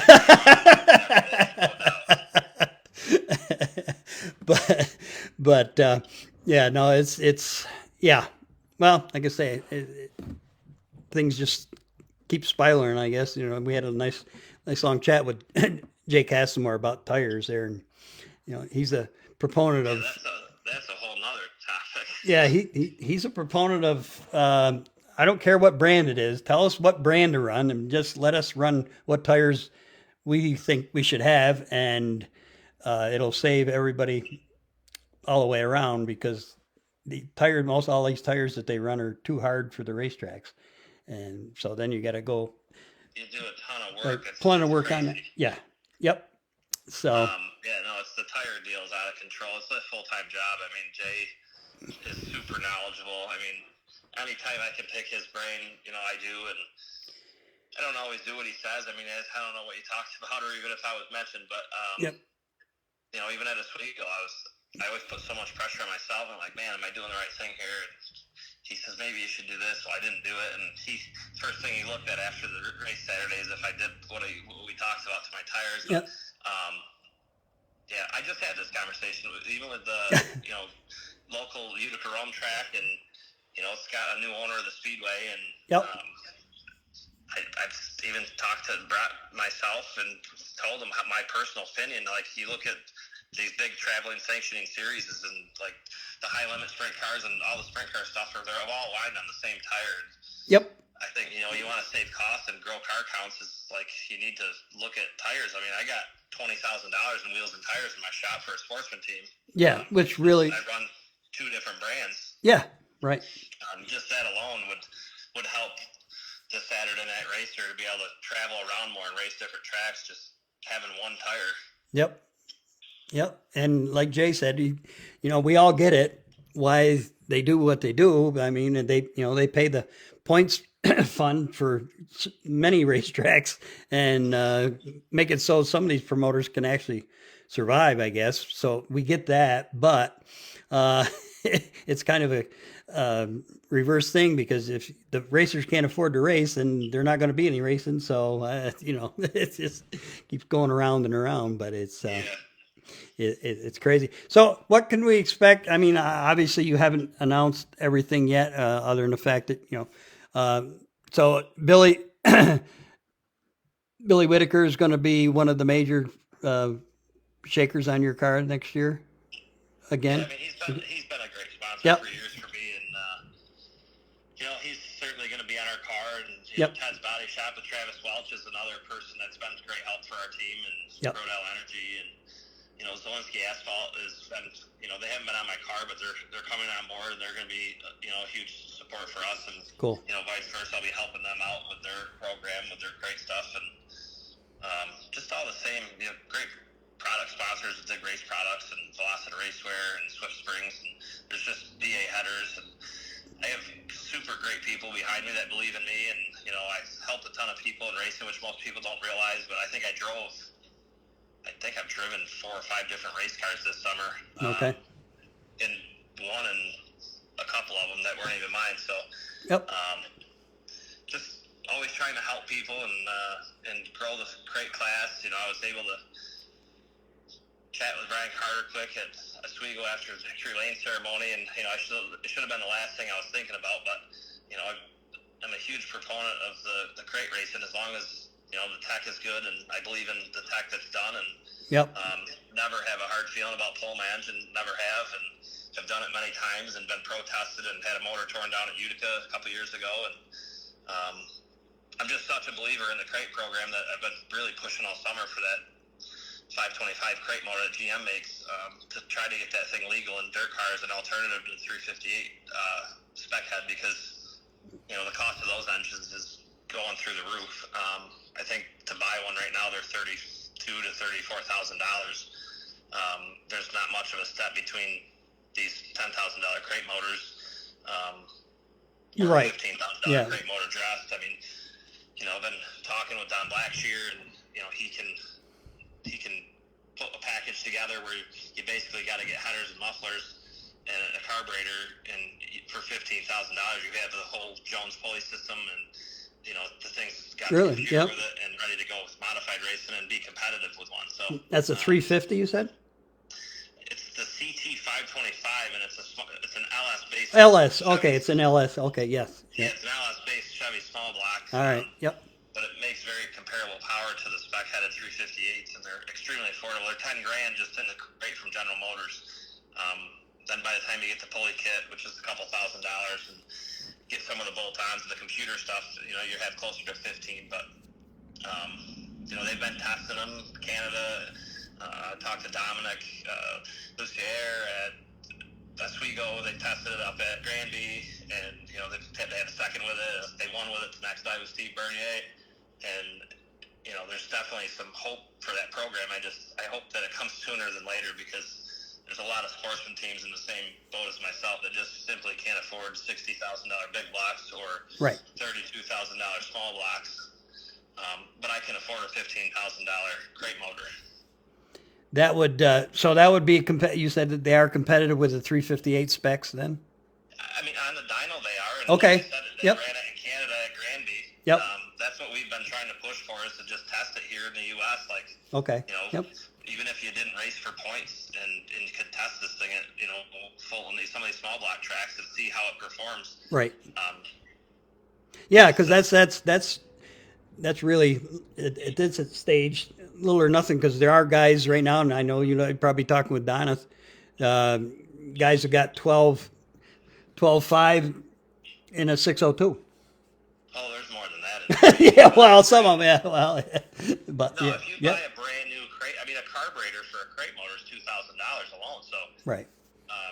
If you buy a motor, carb to pan, headers, mufflers, ready to drop in your car, I mean, you're going to spend almost, if not $15,000. And I was just told today there's a price increase of 8 or 9%. So, Yep. I mean, there's $15,000, ready to race. Yep. So the old 6,500 the deal is a thing of the past. I remember when I started with them in 2015. Yeah, there was 32, the first right? one I bought, they were $3,800. Right. Yeah. Right. Yes. How we progress, I guess. I guess. Yeah. Well. Anyway, Matt. Again, another great season. You've proven that you can run in anything, a big, small block, small blocks, and the whole 9 yards. Wish you the best of luck next year. And so, are you gonna, just back away? You're gonna sell all your Sportsman stuff and. I actually sold it already. Oh, okay. Good. So my engine that I ran at Oswego was sold before I raced it there. I told them that was going to be the last race. It only had 3 races on it, which was, Yep. I think, the prelude to the 200 in Vermont. I won with that engine, and then I won Oswego last year with that engine, and I just won it again, obviously. Yep. And I sold the other one yesterday. I sold Okay. the other one that I raced weekly. So Okay. yeah, crate motors are both sold, and there's a big small block sitting on the floor here. And then I ordered a new chassis because I sold one of my cars rolling, so I ordered a new Keo car, and we're gonna just kind of get prepared for next year to head back to Utica Rome weekly, and we'll play around with the small block when we can head out to Fulton Speedway. Okay. Great. Well, like I say, I'm sure that the 602 crate guys are glad to see you move up. They'll be glad to talk to you in the pits. That's for sure now. But Yeah. it's It's funny though you say that because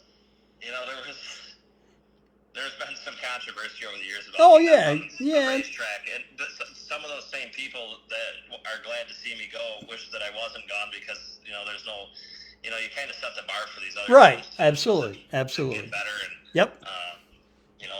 we've been racing Payne Talbot every week. Yep. They're the first family. They're super nice people, and they're one of the first people to tell you that I've set the benchmark for them to be better and get better and work harder and to try to beat me. So Yeah. Peyton's told me many times. He said, I'm not there yet, but he says, I want to get as good as Matt is. That's for sure. yeah, he's there. I mean, Yeah. Yeah. We certainly had our battles on the racetrack. No way. The driver, and there's so many talented racers in the Sportsman division that I think could have good success too in a modified. But Sure. like I said, there's no bridge between a $15,000 crate and a $30,000 Nope. 358 or a $60,000 big block, and unfortunately, there's not the funding out there like there used to be years ago because everything's just so expensive. Absolutely. It's just, we talked about that every year, but certainly this year, it seems to, with the tire costs going up and the fuel going up, it's really hit right between the eyes for everybody. But as we saw, and I'm sure Brian Carter, I don't know if he would have said that to you, but, and Dean as well, that, the numbers at Oswego were the best they've been in a long time, or probably ever at Oswego, that's for sure. So we all complain about price, but it's like the old man said, well, they complain, but there's a whole bunch of them here. Dean and I talked about it. We did talk about it, but Yep. if you put it in perspective from a racer standpoint, it's only one race, and Yes, just absolutely. as well as I do, you've been around a long time. Yep. You're not going to survive racing by having one successful event a year. Like, Absolutely. the sport won't survive. We need car counts up at every racetrack every week, Yep. and fan base there every week. So it's great that event had the attendance. I actually commented on it in my interview on Victory Stage there. Yep. That it was, quite an experience to be in front of a crowd like that size because there was a ton of people there. Oh, there was. Yep. So that was a really cool moment for me, and Dirt Car did a phenomenal job of that event, and they keep making it better every year and working some of the kinks out and fighting through weather, and the track crew did an outstanding job, and for the most part the place stayed pretty smooth all week, and you can't really ask for much more. Nope. Well, again, thanks for taking time because I said, well, it's things are starting to slow down. Obviously, you're in transition here, so so you're done racing for the year then.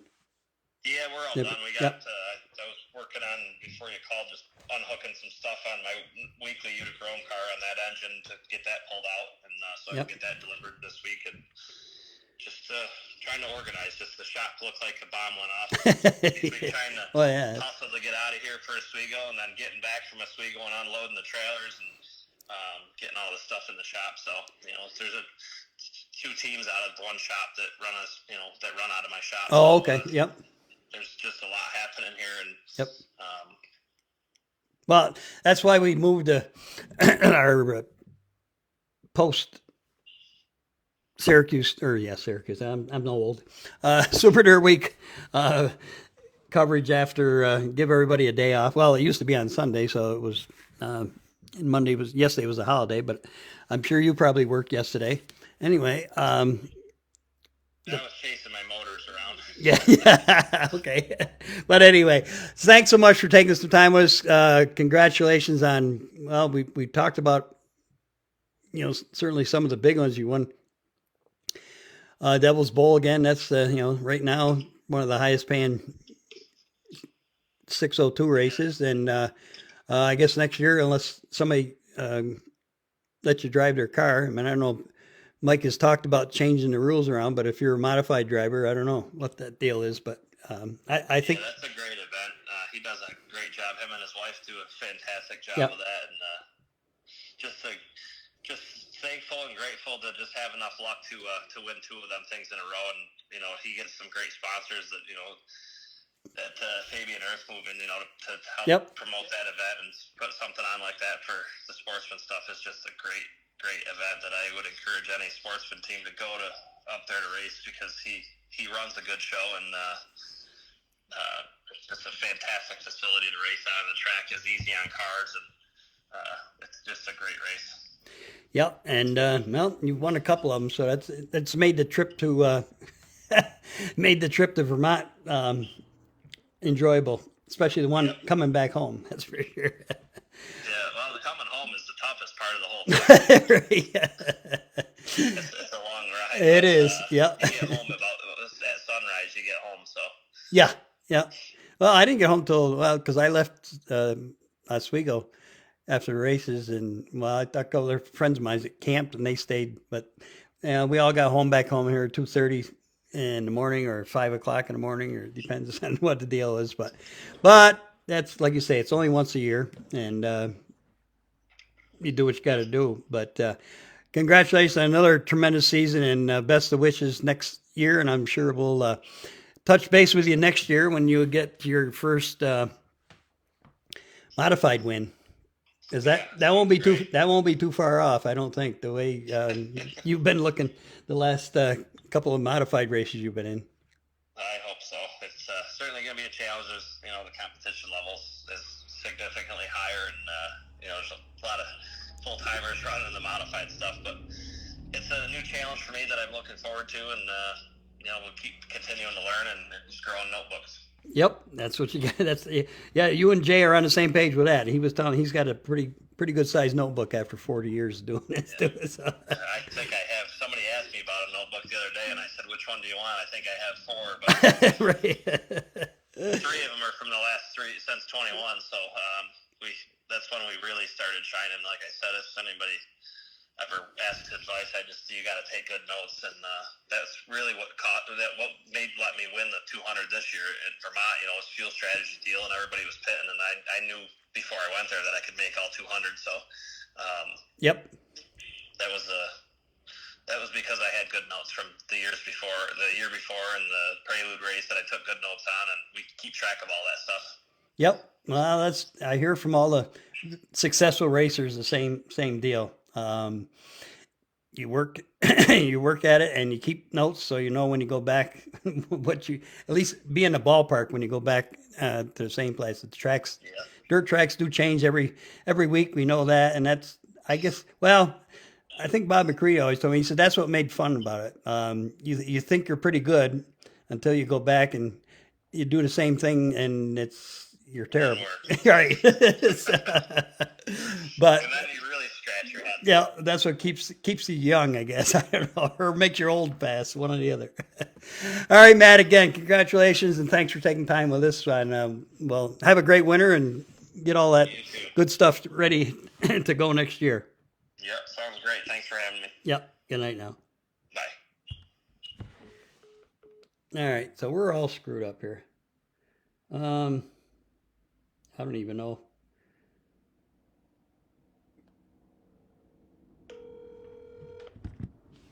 Which one to go to here?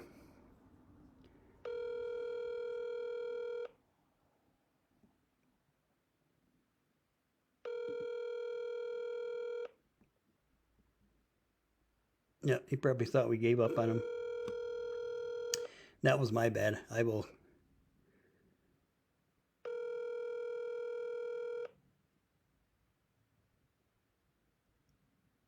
Your call has been forwarded to an. Yep, that was my bad, folks. All right. We will get a hold of Jack after and apologize. We'll see if. Oops. Wait a minute. Hello. Whoops. Hello. There we go. I'm sorry. That's all on me. I jumped ship here and got carried away here. You never. No. Anyway, yeah, because a couple of people said, "Did I miss Jack?" I said, "No, I missed him. I didn't get." Anyway, hell of a run on Saturday, Jack, and I know it. Well, at least I felt, and I'm sure you felt the same way. I'm watching, and you know, the first half or the first 100, let's put it that way. You're kind of holding your own around in the back, 20th or wherever it was, and then I said, "Oh, geez, I don't know. Jack may be going to have a tough day here." And then come after the second half, things started looking up, and you started creeping up. All of a sudden, we look in. Well, came right down to about 20 feet before the flagger, and you grabbed your last spot, which put you in the top 5. But it's an amazing run there, and it was kind of like all of a sudden. Well, people always talked about David. Now I'm going way back. David Pearson in NASCAR. You know, you never heard of the Silver Fox until the last 10 laps, and then all of a sudden there he is. But you were there, just kind of sneaking. I mean, everybody was watching. It was pretty hot and heavy up in the front there most of the race anyway. But from your perspective, were you relieved or surprised that it turned out the way it did? I mean, you obviously, I like everybody. You went there to win. We know that, but yeah, I mean, I'm certainly happy with it. How everything turned out, especially starting 21st, definitely doesn't help. Everybody that is in that field is really good and really quality cars, and they get harder the closer to the front you get. So, yeah, it just seemed like we were a little bit better on the long runs there early in the race. I still felt like I had a good car. It just was the way things were falling and being in that right in the middle of the pack. Everyone's, we're 2-3 wide all the time and just having a hard time really making any ground. And it seemed like once we got some green flag stretches in and things would file out a little bit, then we could really make up some ground. So, kind of at that point, leading up to the halfway break, I felt like we had a really good car. I think we got up to 14th there, and then, tried to make small adjustments, not change too much, and everything went pretty smooth there, and we were able to work our way up there till the end, and luckily had just enough fuel. I was running out of fuel with 3 laps to go, and it was spitting and sputtering down each straightaway, and that's kind of when, Darren was rolling up the outside of me, and luckily had just enough of a squirt off the bottom of 4 to get by him, and then we ran out at the scale. So it was with all that considered, definitely a really good day, and just really happy with how everything turned out for sure. Yeah, well, that brings up a good saying. Geez, it was terrible. We were on for an hour with Jay Castlemore, and I had a couple of people ask how much gas Stewie had left, but I never did ask him, so I guess we'll have to find that out somewhere. But I was a little surprised on that Anthony did run out, and there was two or three cars ran out. Like I say, probably how is that? Is that because the track was that good and you guys were? I mean, there was no riding on Saturday. Everybody was racing. I think Yeah. the whole 200 laps is that because I mean 100 laps. You really on a 5/8 mile track. Let's call it that. I mean, I've known guys. You know, guys have won 200 lap races on a tank of gas. Um, Yeah. it, I mean, that's certainly the biggest part of it, I think, is, Okay. We were able to race all over, and so that means everyone was pushing really the whole time, and you're burning a lot more fuel that way instead of, a lot of times during the day it can slow down, pace slows down, we kind of file in and ride around for a while, and you're saving a lot of fuel doing that. Granted, the air was really good, it was really cold, and okay. that helps the motor breathe more and run better, but also burn more fuel, and it's a big racetrack, so it definitely surprised me that we were that close. But Okay. Yeah, that's why. Okay, that's what I was going to ask you. You hadn't really thought that was going to be an issue. You did get. Are you sure you got a full load? yeah, Okay. it was overflowing, and Okay. I thought we would. I knew it would be close. Like I knew we would maybe end with a gallon or two, but I was surprised to be running out. But it all makes sense. And the other thing I was thinking about too is everybody having a hard time keeping heat in our tires, and it was a big advantage if you could, and a big disadvantage if you couldn't. So under caution, we were constantly warming the tires, cracking the throttle to warm the tires. And, Yep. Okay. Yep. I think over all those cautions, that certainly could make a difference in fuel consumption. So, I think a combination of a lot of things. But Yeah. Well, I mean, there was the people in the stands, and obviously we don't know what the hell we're talking about half the time. But they were bitching about all the caution. There were a lot of caution flags or caution laps, let's say, towards certainly in the second half of the race. And but you don't, like you just said, well, you did because you were trying to heat the tires, but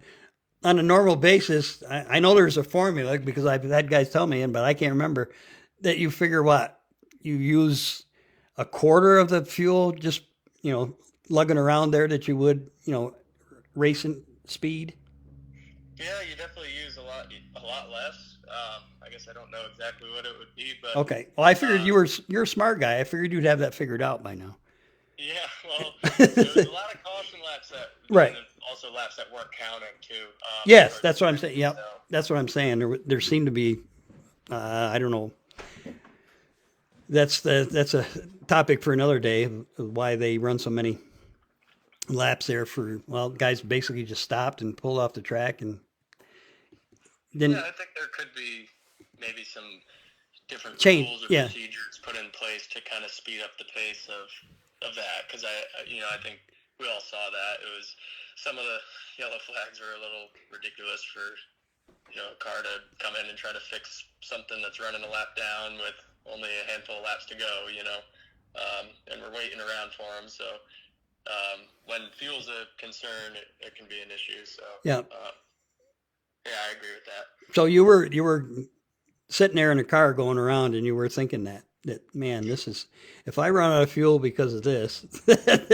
But Well, so before that, I was getting frustrated because I was like trying to keep my tires hot, and especially for me, my right front, we didn't get to change the right front at the halfway break, so it would seal up a little faster, being a little more just wearing the sipes out of it, and I would struggle a little bit on restart. So I'm like, why are we riding around so long? I'm trying to keep heating my tires, and then when Prego ran out of fuel, I'm like, if he's running out of fuel, I got to be close, because our package just happens to burn more fuel than most, and that's when my fuel pressure gauge was bobbing up and down, and I'm like, you got to be kidding me. So I was definitely praying to get fired off quick and pray for no more cautions for sure. But yep. Well, it was with the split in the middle with everybody. It kind of took a lot of any kind of strategies that everybody had out in it. Basically, it was 2 100 lap races, and I guess that makes it easier on you guys as far as that part goes. You don't have a lot of option, I guess. yeah, I mean, So last year, I mean, we did sort of the same thing, but Right. during the day, and Oswego's always been like that during the day, where if you new tires are worth like half a second or even a second for about 40 laps versus old tires. Yep. So with the big tire drop off, I mean, that definitely made some more strategy. You'd have comers and goers late in the race, and I think like Shepard, the last time he won it, changed tires 3 times or maybe Yes, even 4. you're right. Yep. Yeah. Yep. So that definitely was different this year. Being at night, the drop off wasn't nearly as big, so it did end up being a pretty straightforward race.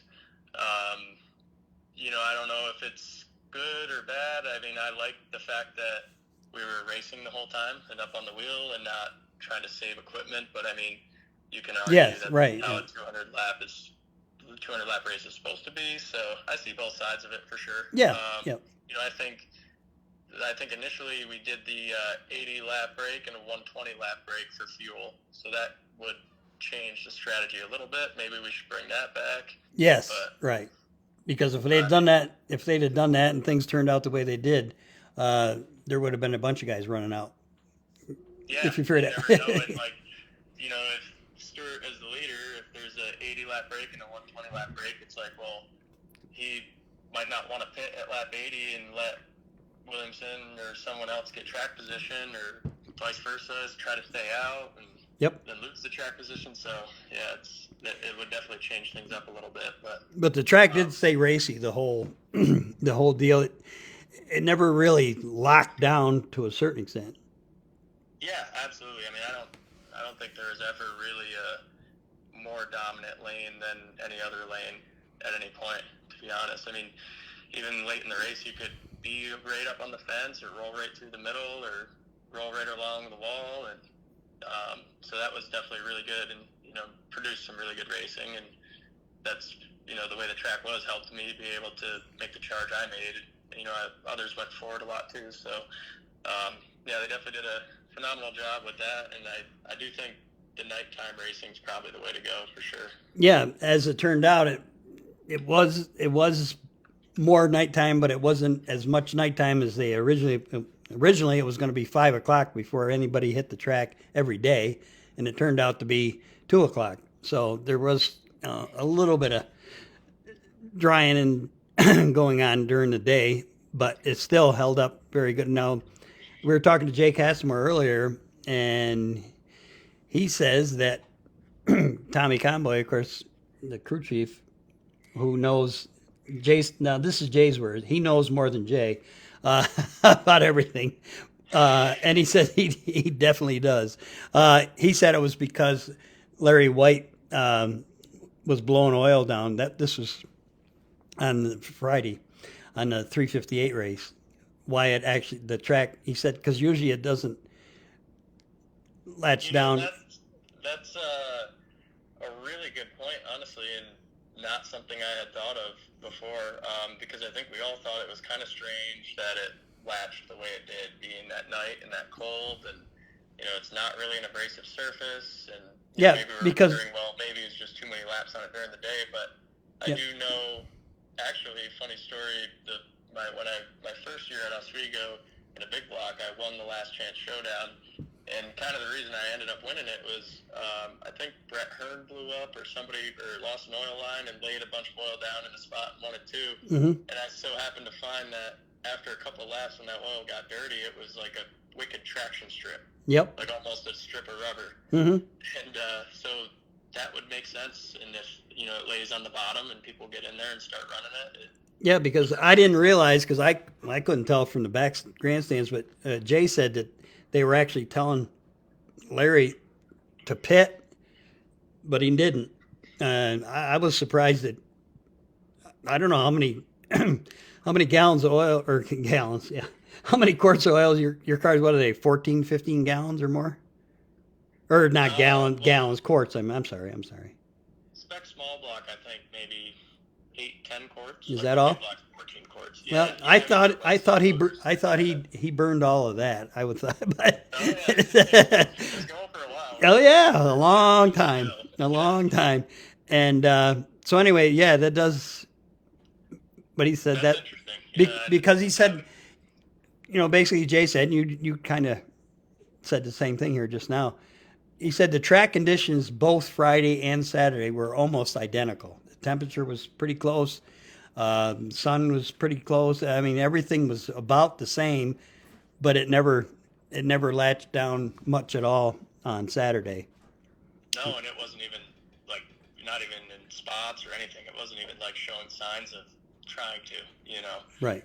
So that's an interesting point. I mean, we were all kind of scratching our heads why it was that way, and I never thought of that, but that makes sense. No, it was kind of obviously it turned out well, but so as I think I saw in one of the stories there that you were telling somebody afterwards, another car knocked you off your jack, and that's why you didn't get the right front on your car. Now, whether they come in or leaving, or I mean, none of your guys got hurt or run over or anything. Yeah, luckily nobody got hurt. No, it was just in the pit box behind us. They were running around to jack up the front end of their car, and as they were running around, the guy ran into our jack handle and tipped Oh, okay. jack over. Oh, okay. All right. Yep. So just an accident in the middle of the Right. chaos. Yeah. Yep. Luckily nobody got hurt. My guy Ryan was under the right rear, adjusting the right rear shock. Luckily he was just in the body work and Yeah. come down on him because that could have been bad for sure. But, Right. Okay. Yeah, I mean he was just getting ready to button up the right rear and put that tire on. We were ready to. Tim Emmerich was already up by the right front, ready to change that, and by the time it fell over and we get it back up, get it all back together, there's only 30, 40 seconds left, and we probably could have gotten it done, but I didn't really want to chance it at that point. So Right, because I noticed on Friday, and you probably remember, I don't know, somebody actually, I guess, stalled in the pit and didn't make the 10-minute break or whatever it was, and they did put him to the rear. They weren't, first off, not going to, but so they were kind of. That was one rule if they went by the letter, I guess. If you didn't fire, or, and again, that's kind of a screwy deal because if a guy doesn't fire, I mean, they allowed you to stop. So usually under a red, if you don't fire, they won't penalize you. But I don't know, it was a little weird, I thought. I could see how it's definitely a gray area there, right? But Yep. I mean, we're coming off of, it used to be live pit stops. Right. And now this is like a little bit of a tamed down version. So, I mean, in a live pit stop, if you shut your car off and can't get it fired again, your day is probably over. They're not even going to push you off. They're going to go green and Right. sit Yep. there. So, Yep. Yeah, that's true. Yep. So I think it's probably the right call. I think you're probably just going to be like, yeah, if you can't leave your pit box by the time the 5 minutes is done, you're going to the tail, and it is what it is. I mean, I guess you got to do it one way or the other, and that Yeah. makes sense to me. Yep. You know? So that had you give you a few not so good thoughts leaving the pit area, not changing the right front, because we all know that these cars today, that right front is, I don't know if it's as important as the rear tires, but it's pretty close because you run off that right front a lot. Did you think you were in trouble? Yeah, I mean, definitely was disappointed. Luckily, it's like the tire wear wasn't why you needed a new right front so much as all the prep work you do to the tire to get heat in it would wear away. So Okay. then the tire would have a hard time getting hot and Yep. be cold and kind of sealed over. So I was definitely, a little worried about that, but at the same time, when I came into pit, I decided to make an adjustment that is kind of hard to make in a quick second, I guess, and it could be easy to screw up. And, Ryan was able to do that and get it done right, and that took a little extra time as well. So I was happy that we got that done, but a little worried that we didn't get the tire changed. And luckily it wasn't too much of a factor. I mean, I think there was a couple instances where on one restart, Max had slid Anthony, and I Yep. was sixth at the time, and I had an opening where if I could have steered a little better, I would have been able to steer and maybe get by both of them, and Gotcha. just kind of shoved the nose. And so that was kind of really the only situations like that, it was making a difference. But I mean, it is what it is, and you know, it ended up working out okay anyway. So you know, you only got so much time, and you got to pick and choose what you're going to do. So that's just part of it, I guess. So you had, would you have different options that you had worked out with your pit crew? Because I mean, you ain't got a lot of time to run in there and okay, we're going to do this, and we're going to do that, we're going to do this, or whatever. So did you have a number system, or are you guys on a page enough so you can say, okay, here's what you got to do? And yeah, definitely. And we were really organized, which made okay. it really good. So we had all our tires listed from the smallest to biggest size, regular 1, 2, 3, and so on. Yep. Okay. Same with the left rear. And you know, one of my guys, I call him Baby Sheep, Mike Stanton. He was kind of in charge of all that, and he made like a poster card that he taped to my dash with the lists of all the tires and all of our shock options that we all had labeled. And Okay. we had a team meeting beforehand, and everyone kind of went over, all right, these are the adjustments that we're likely going Oh, to cool. make or Okay. Yep. be ready to make, and have those tools ready. And So it's like a Chinese menu. So you just pointed, okay, I want a 1, and Yeah. that's okay. Yeah, it was something similar to, I guess, kind of, or I guess more like a play call. Yep, Like an NFL, right. your Yep. quarterback play call. It was like, here's the tires, here's the adjustments, boom, and you Yep. know, we had it all laid out. So that was definitely important. I mean, luckily I've done enough of these 200 lap races now to know that, you know, organization is key really for those pit stops. I mean, that's a factor that you don't normally deal with, and you know, when you run a couple of them, you start to understand the things that you got to be ready for and expect. Right. Well, that seems to be a theme tonight, because we talked to Jay first, and he was talking about, you know, what he tells people in his tire seminars is, you know, have notes, take notes. He said, I got a huge notebook over the last 45 years or whatever, so he can go back and just talk to Matt Janzik, and he said the same. The guys, some of the younger guys, he's been helping out. Got to have a notebook. Absolutely. It's really super important. And I remember when I was first starting racing, you know, you hear people say that, and you take some notes, and Right. it's Yeah. not the greatest, and you realize you maybe are slow going at getting any better. Yeah. And then once we started really taking, you know, heavily detailed notes and really paying attention to every little thing, that's when we started to really gain some momentum. So it's really important, you know, organization, notes, and, you know, being able to draw back to, you know, similarities between conditions and things that you did that worked and didn't work. And that's why, you know, all the really good guys are doing that, and that's why they're good, you know, really. Yep. I mean, one reason at least. So. Well, that's certainly a big part of it, and you're becoming one of those guys. This has been a pretty darn good year for you guys. Thank you. Yeah. Multiple wins at your home track on Friday night at Albany Saratoga, which is, you know, one of the toughest fields every week. It's like a Super Dirt Series race every week there almost. And I said, it's basically, well, we talked about that with Matt Williamson a couple of weeks ago. He won 7 series races and only had 1 bad finish at Weedsport, and he was still, well, up until Saturday, he was still 50 points out. Now he's got back, he's only 20 out. But you had moved up. You're at 5th now, right? I believe we're 7th right now. Oh, 7? Okay, I'm okay. Yeah. All right, but We definitely had early in the year on the series, we had a string of bad finishes. Right. That Yep. set us back a little bit, But that's the trouble. It doesn't only take 1 or 2. As he said, you know, Shepard was just consistent. He only won 1. That's oh yeah, it's crazy. unbelievable. It's crazy. And Tim Sears, I mean, he's been and Jimmy Phelps. Those guys, they're in the top 5 every week, and they're, you know, an outside shot to the championship. It's like you really got to be, you know, in the top 3 like every night. It seems like to be in that spot. So Right. It's tough for sure. Now you're working your way towards that. That's for sure. And so what do you got?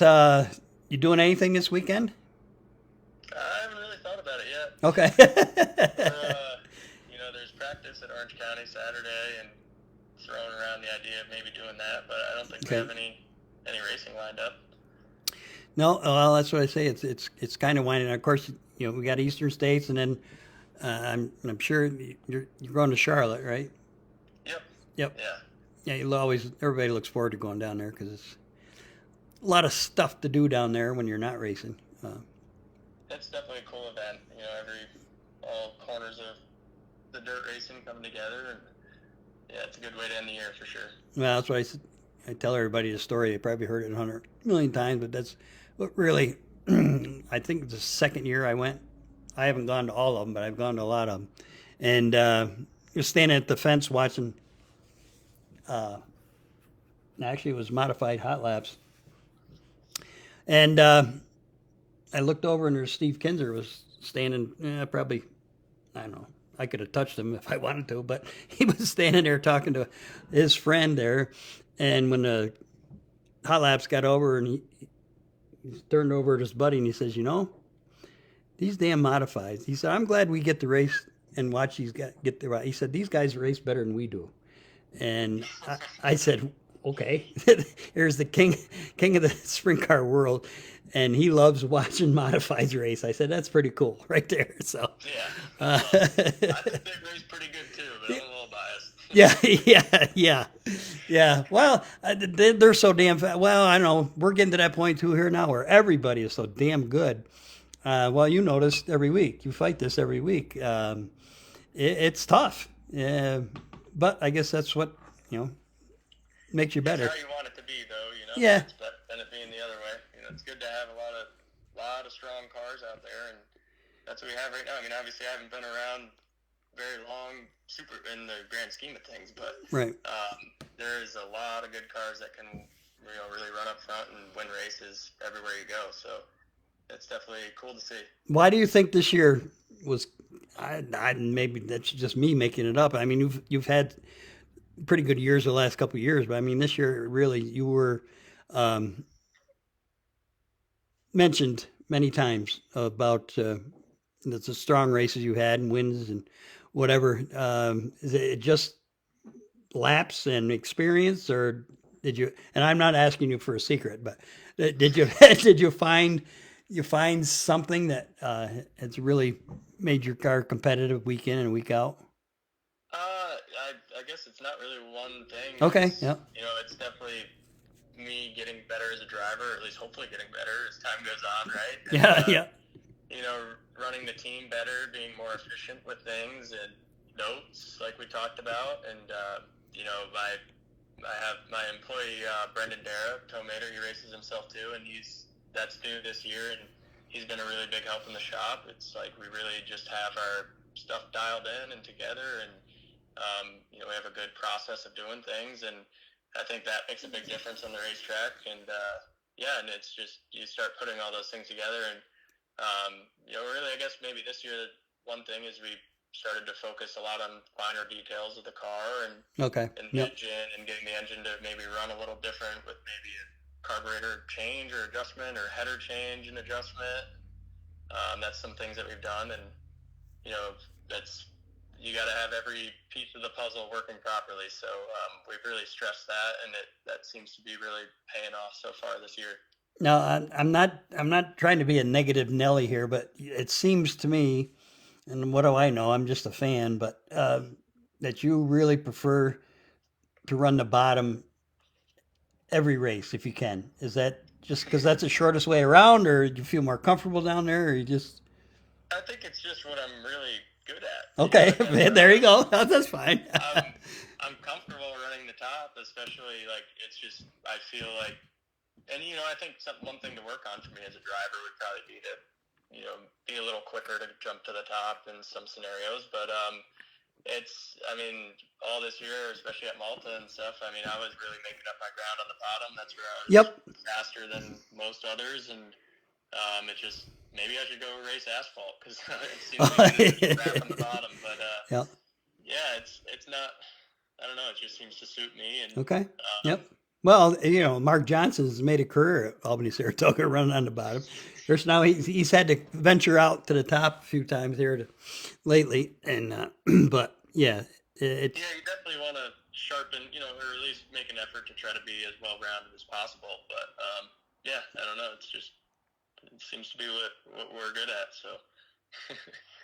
no, well, you certainly are, and it's like I say, like I told Jay, it's been me as an old fan. It's been great to watch history being made at Fonda with Stuart Friesen. He's without a there's nobody can get around Fonda like he does. And like Jay said, yeah, when you get named in the same sentence as Jack Johnson or Louis or David, and he says, Stewart's definitely there, and there's no doubt about it. Like he said, he's a generational driver, I guess, whatever. But the same with your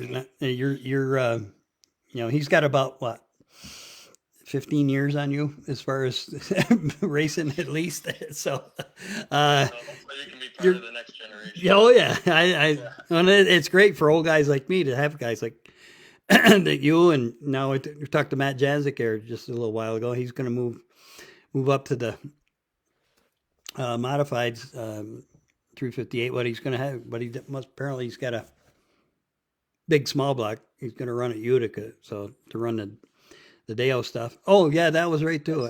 I don't know if you probably, I'm sure you do because you keep track of stuff, but and I didn't mention it earlier, but Fonda put out a release today that they will be starting to put a new surface. They have chosen where it's going to come over by Half Moon, so maybe you'll see the trucks go by over there.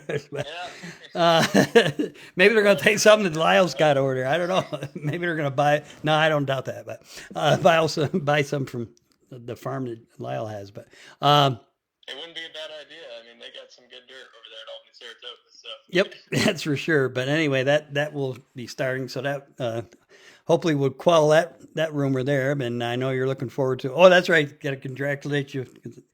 Bill and Eric have been friends of mine Bill and I are old. We went to school together. But a tremendous job with that car this year. That was Thank you. That was close. That was real close. Yeah. Very close. And Alex said he would almost trade your one win for the championship. He has yet to win there. He's driving him crazy. Right. And for the short time that I get to say that, I definitely remind him of it too. Yes. We were hanging out Saturday night at Stu's after the race at Oswego, and Yep. just talking about it and it's the championship and stuff. And I was like, yeah, but I'm still the only one that's won there. Right. Yeah. And I got more than one. Yeah. So. Yeah. Yeah. Well, I say it's great to have younger guys like you guys duking out. I don't even know. Obviously, you've you were too good, so you've talked Eric into going one more year yet. That's for sure. I see he's got a new car already, and send the motor back. So shame on you, because I don't know how many more years. I'm convinced Eric will never stop racing. Last year. Right. Fine by me. Yep. Yeah. Well, Bill, but no, it's been great. Hopefully the new surface will be even racier, and the competition will be better. You guys will be able to get around. I don't know. It was too fast at the end of the year there for the 200, but that was the other thing. We hadn't talked to you since then, but a hell of a job on setting up both those cars, because that 02 or the Brett's car there was you were on another time zone there the first day or two. Yeah, thanks. That was a lot of fun for sure. It's funny. We just kind of went there with some stuff that we've been trying and running at Utica with, and it's been working really well at Utica. We raced there a couple times before, and we brought it there, and it was phenomenal. And then I put it in Max's car, and he really liked it too. So that was definitely, as like a shop guy, setup guy, whatever. Mm-hmm. That was a lot of fun in that aspect too. Having both cars really working and having a lot of speed in both cars. That was definitely a cool feeling, on top of everything else.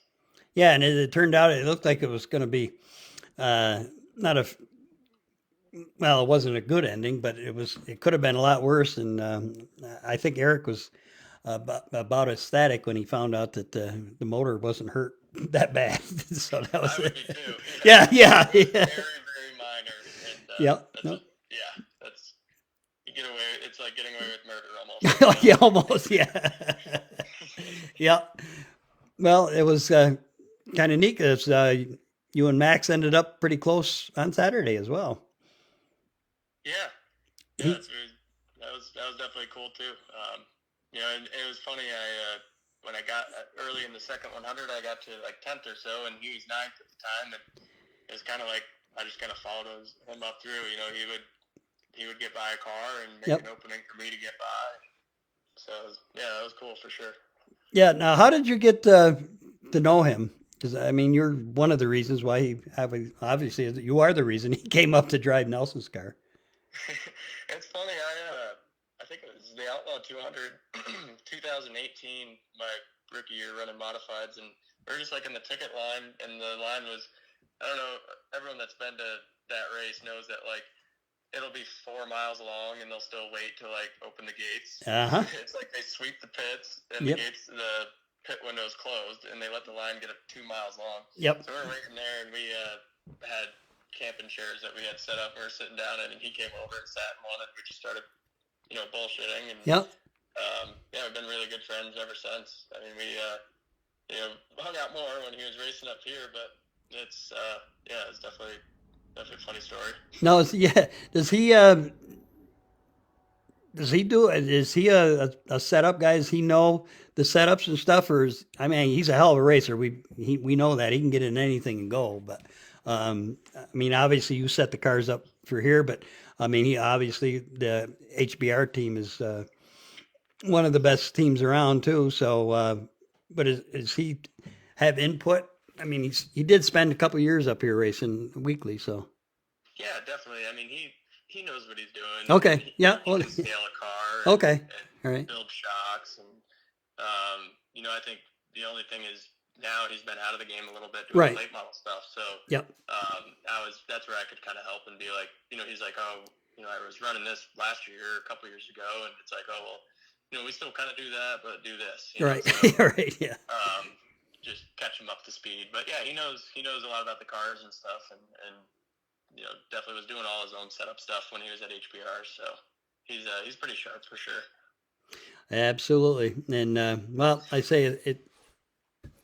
Whether he comes back or not, we'll never. Well, we will know. But he's been kind of all over the place. But I know I was talking to his dad when I guess it was that first week down at in Florida this year.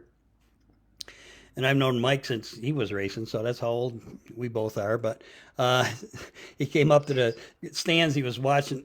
He was sitting up above us there, and I said, "Geez, the kid looked pretty." Because I don't know, it was the second or third night out. He ran real well in his heat race. I don't know if he won the heat or not, but he looked pretty good. And I said, "Geez," I said, "Looks like he's." He said, "We have no clue what the hell we're doing here. We have no clue what we're doing here." This is, he says, it's going to be a long summer, but Yeah, it's like starting over almost. yeah. There's so much difference, but no. All right. Well, sorry to keep you up so late. I know you're a young guy. You'll be up. Yeah, no worries. Yeah, because I'm still trying to reset my sleep schedule after Dirt Week. It's shifted a couple hours. You know? oh yeah, that's right, because there was really quote unquote nothing to do until noonish or whatever, and then once you got the cars set up, there was a lot of downtime there, and I heard a couple guys, a lot of guys just didn't even go to the track until whatever. Well, it's funny. Our drivers' meetings would be at 11. Right. Then we Yeah, that's right. Yep. Until 6:30. Right. Yes. Yeah, I kind of wondered that myself, because they said, I know, why are they having these? Well, I guess everybody was fresh, or your officials could go off and do whatever they wanted to do, I guess, or something. But yeah, it didn't make a lot. Yeah, they need a little prepping. We can push them back a little bit next Yeah, year. I would think so. Because I mean, none of you guys listen to drivers' meeting anyway, but you know how that is. That's the one race where it might. Yes, you do. Yeah. Yeah. Otherwise, just like a social gathering. Right, pretty much. Well, didn't you hear that? Drivers meeting, and then some guy talking in the background about the race. Right. Yeah. That's accurate because I know I've heard it more than once over the 50 years or so I've been watching races. Well, they said that at a drivers meeting. Really? I didn't hear that. So, but anyway. Anyway, Jack, congratulations. Good luck for the next couple of races at Eastern States, and you run well down there. You're looking forward. Now you're gonna just run the 200, or you're gonna run the Deo show. You don't have anything. You don't have a Deo motor, do you? Well, we'll run Brett's car. Oh, Brett, that's right. Yeah, duh. Okay, yeah. Yeah, Man, so we'll do it's that and the 200 with my car. yeah. It's terrible to get old. Remember? I already forgot it. Still a fairly new deal. I'll cut you some slack on that. Yeah. Well, I do. Well, I'm always partial to yellow, so I kind of like the Ollie's deal. Is you leaving that on for the rest of for? Yeah, we're gonna keep it going. I like it too. Cool. It looks good out there. So So I know it'll be here before we know it, but you're planning on, who knows? It's a long winter. You plan on running that car down in Florida in March? Yep. Okay. Yep. Perfect. That's the plan. Yeah. Yep. And you still, if anybody out there, did Brett finally get rid of that trailer? No, Still there. But nobody. I don't want anyone to buy it yet. I was going to say you. Next couple weeks, so we need it for Eastern States. Right.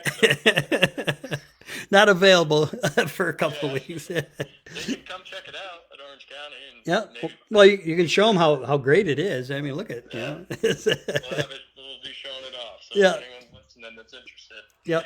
Show and tell at Middletown. Yeah.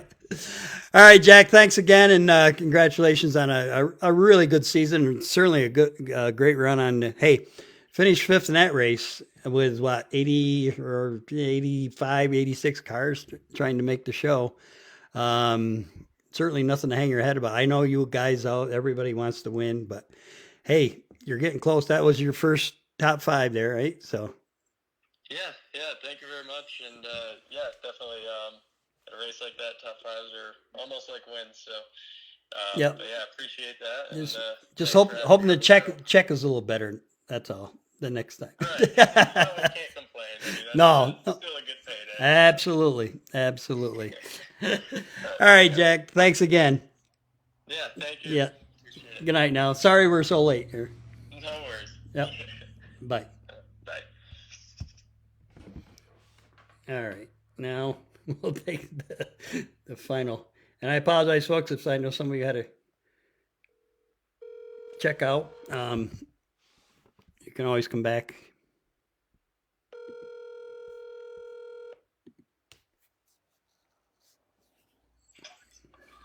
Hello. Good morning. How are you? Wow. Okay, I apologize before we get started. But I definitely wanted to get, because actually you were the one that we had set this all up 3 or 4 days ago, whenever the hell it was. But congratulations again to you and Ken and the whole group. It was just, well, I don't know if you guys were surprised. I mean, you acted like you were a little, but I think behind the scenes that you knew you had a pretty damn good. Yes, Bonnie, you're signing off. That's fine. You can come back and listen to this tomorrow.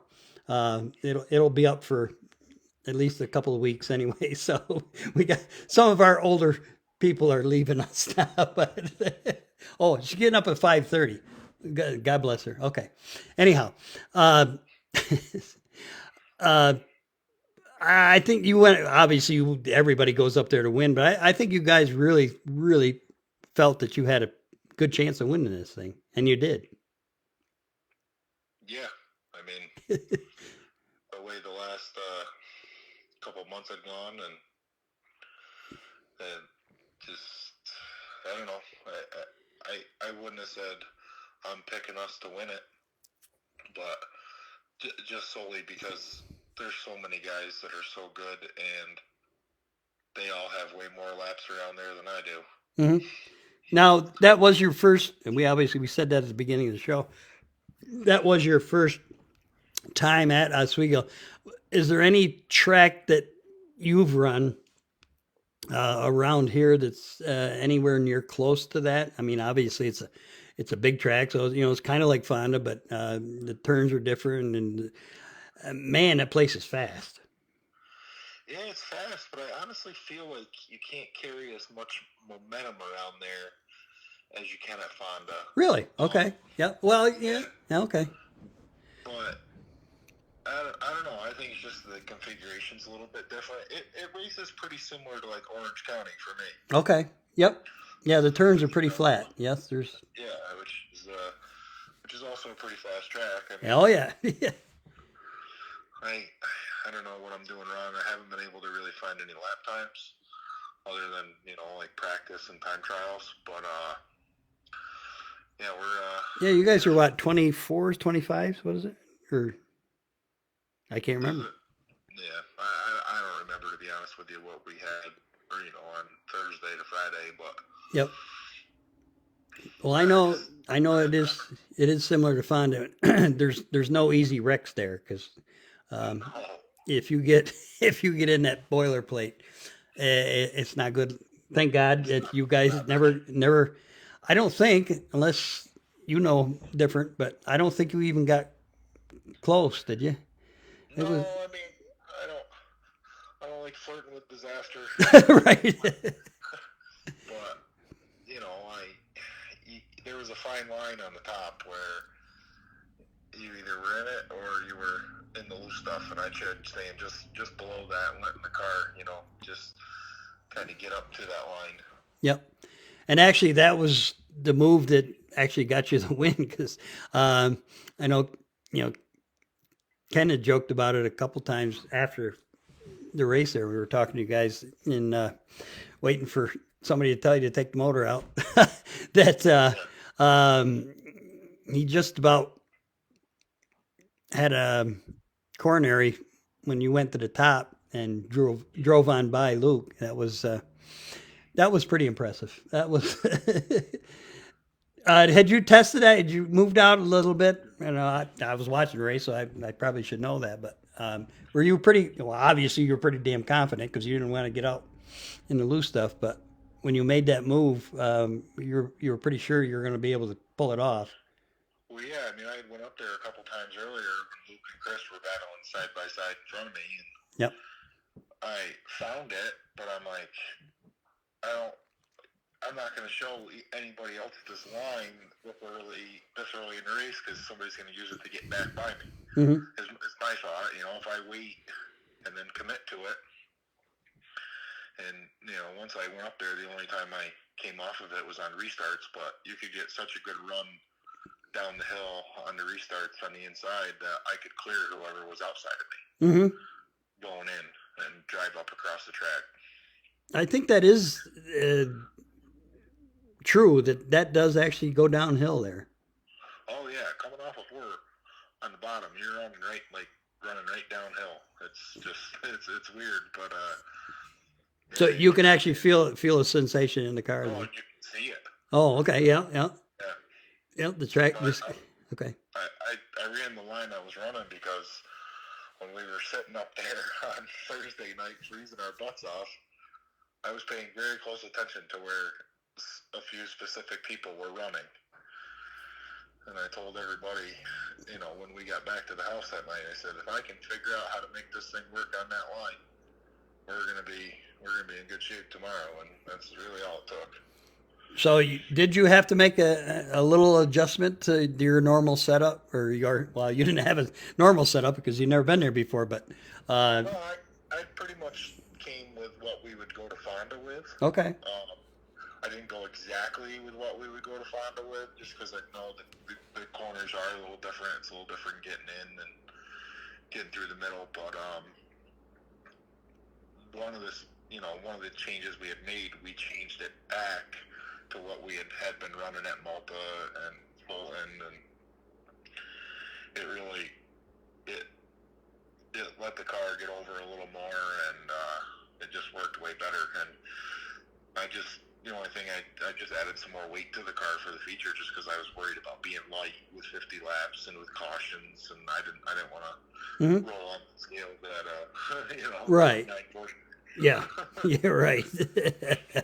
Yeah.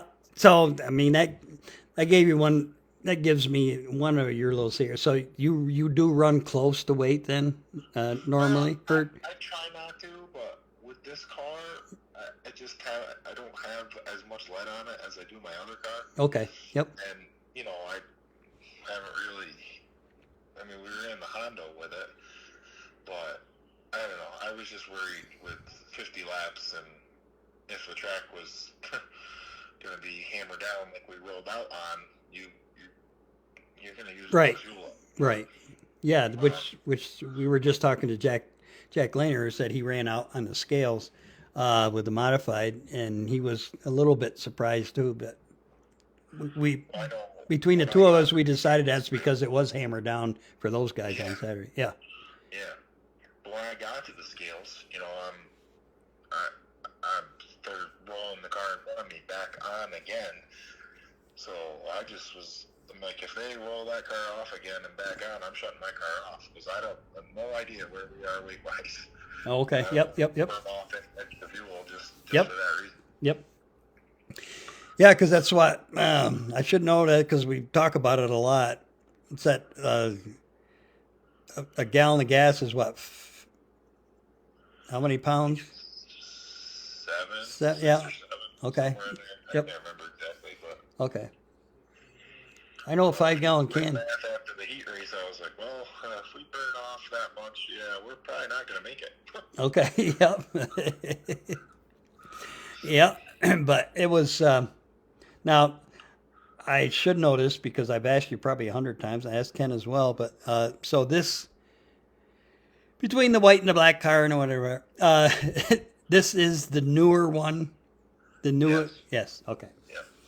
Yeah. And now you've got to the point where you like this one. Obviously, you took it out there. So Yeah, our last 4 finishes with it are 1, 1, 2, 1. right. But wasn't originally this you didn't like this car when you first? Oh no, this car's been great. This has been good right from the get go. Okay. Yeah. All right. Yeah, I mean the only finish outside of the top 4 we've had with it is when we went to the Valley. So Okay. Yep. Yep. we've run really well with it. Yep. Now let's see. Did I hear? Or I'm making that up? Have you got a new one coming, or you like I say? I don't know why you would. No, I think we're just gonna update our black car a little bit. Yep. So the cars are like, pretty much identical to each other. Mm-hmm. But no, we don't have a new one coming. Right. And We got a new shop coming. We don't know where. right, yeah, right. You gotta have one or the other. You gotta have a place to work on something before you get something. You don't want to be working out in the snowbank and with a new car. And you did well. I mean, you said that this summer all the way through. I think when we last talked to you, or whatever. But I know you were talking with him after the feature Saturday. Saturday. Nick Stone was a big part of making this thing right for you. Oh yeah, he's always, he's right there for us whatever we need or any advice, and I leaned on him.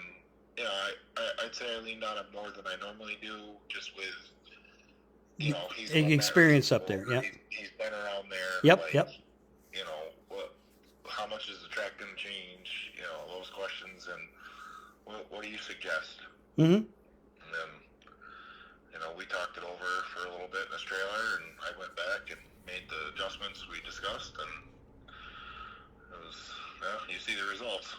Absolutely. Well, I think he maybe be able to get away with this. I know he said he was really not enjoying racing like he used to anymore, so he was going to hang up his helmet, I think, as a racer, but I think, still building cars, selling cars. I mean, he'll have a lot of input from people he makes cars for, but they always said you need you need to race him in order to stay up with the times. But I don't. Yeah. He's always been ahead of the times, so maybe everybody will catch up to him a little bit. But And I feel like, him and I drive really. I feel like we drive the cars very similarly. Similar in just what we want our car to do. right. Yep. If you look at the attitude of his car versus the attitude of mine, we might not accomplish it the same way, but we want them. Our cars are really similar if you look at them. Mm-hmm. Yep. Well, except yours doesn't hike up quite as hard, but that's Yeah, but different. At times it does. Yeah, right. I think I saw a couple of pictures at Syracuse where it was, or Oswego, where there's quite a bit of daylight under there. But no, it was, again, it wasn't a surprise, but maybe I get just for the fact that was your first time there. But you felt comfortable right from the get go, I would assume. Yeah, as soon as we went out and practice, and that's like I said, just being confident in the car. I think, and if you're gonna figure it out, you're gonna figure it out quick. Okay. Yep. In my eyes, and if you can't figure it out in 3 laps of you know what you got after practice. The track's gonna change, obviously, yes, but if you can't turn a good lap in 3 laps they give you, you're in for a long weekend. Yes. In my eyes, and I've learned that from watching other people, listening to other people, like, and not on the level we're on, like, late model guys and the way they go out and test, so they don't use their stuff up. Like, you got to go out and give it everything you can. And if it works, then great. But if not, you're back to the drawing board, and that's not where you want to be when you got to go out and time trial for your feature in an hour. Yeah. Well, like they say, you got to have the homework is done before you get there, and then you do the little things that make the difference. Right. And I felt like we were going to be really behind the 8 ball with running Fulton and Fulton getting rained out, and then we had to race Saturday. That got me behind schedule of where I wanted to be because I didn't stay out there. I came home. Oh, did you? Okay. Yep. Worked on a car. I ended up taking a couple extra days off of work just to go completely through everything and get my tires done again, and just really crammed a lot of work into a day and a half. Yeah. To be ready. Right. And it actually is quite the story because if what Ken tells me is true, and I don't doubt him a bit, I never have, that 2 weeks or maybe the week before the season started, you really didn't know what the hell you were going to do. Yeah, we hadn't really made up our mind yet. Right. And to switch weekly track and got the track championship there, and then go win the biggest show for Pro Stacks, all in that year where most guys got their schedule on the wall when the season starts. It's pretty damn amazing, I think. I mean, honestly, we didn't win as many races as we've won in other seasons. Yeah, but you were there every week. Right. I mean, we were so close. There's more than a handful of nights we were second by less than 0.2. Yep. But and coming from 10th or 12th every week at Malta, the whole second half of the season. Right. That's no easy task. No. No. And winning the championship up there at Malta was, I never expected that when we started out this year. Obviously winning Oswego, I didn't even think was anywhere near on our radar. Mm-hmm. And, we had a hell of a good series run too. We only Yes. missed out on the series championship by 8 points, and that's with a DNF at the Valley. We won 3 series races. First time back to Glenridge since I've been on coils, and we finished 5th and Yep. won the other one. And the night we finished 5th, I started 12th. Yep. You know, so, and going to Fulton, we came real close to winning Fulton, led, I think, 24 laps of it. Mm-hmm. And, you know, I don't know if Luke would have got me if we didn't have so many yellows. He was fast, you know, you got to give it to him. Yep. Yep. But, you know, we almost won 4 series races in a row. That's right. Yeah. Yeah, that was, well, like I say, it's it's been kind of a wow season, even though, like you said, you have won more. You've won track championships before. So, I mean, it's not new, but just to do it on a different plane altogether is pretty damn neat. And I know Ken's not thinking anything, but you'd be satisfied to stay with the pro stocks until you hang up your helmet, you think? Yeah, I mean, yeah. Have you ever driven an open cockpit, open wheel car? Open wheel car, but it was IMCA. Oh, well, yeah, gotcha. Yep. But I did get offered at Rigo a test session at a 358 anytime I want it. Okay, all right. So, well, I don't know though. I don't. Yeah, you don't want to. You don't want to do that. Yeah. I think I would start very slow. Yeah. Well, like I say, and it seems to be the theme that you are like some of the great racers there that, you know, like you said, at Malta, you started back almost every week towards the end of the season, that's for sure. But, Bo's, he's 5th, but with 5 to go, oh my God, he's in 2nd. And then, you know, you get a win. So, I mean, you become a good, I know it's not my word because I've heard it before, but you've created some, or a smart racecraft, I guess it is. Yeah, I guess it's like the old song, you know when to hold them and you know when to fold them, I guess. Well, that's one thing that my dad beat into my head. Okay. You know, growing up racing, like, Yep. you gotta be patient. Yep. You gotta be patient. And there's some nights it is so hard to do, but, you know, it's what it takes, honestly, you know. And I think a lot of guys, like, I don't know, they have the wrong thought process. And I'm not, you know, just in general, like, so many people, and this is just my opinion, but I feel like so many people think the guys running up front are driving the wheels off of their car and just on the gas all the time. Like, they don't grasp that you gotta slow down sometimes. Yep. You know, you gotta be there at the end. You can't. Nobody's winning on lap 1. Yeah. Well, they used to say, I know Mike Romano has said it over the years, and I'm sure Lou Lazaro the same. You know, going way back. Especially if you have to go slow to go fast sometimes. And that's there's a lot of. It's like that. That's my kind of racetrack. Yeah, and well, that's actually it wasn't. Yeah, it was slippery, but it wasn't totally your kind of track. The other day when you won, because there was bite in that track all weekend long. But you couldn't drive in the bite on the bottom and stay down there. You know, you right. Come off it. Yep. You can drive in the top on the bite either.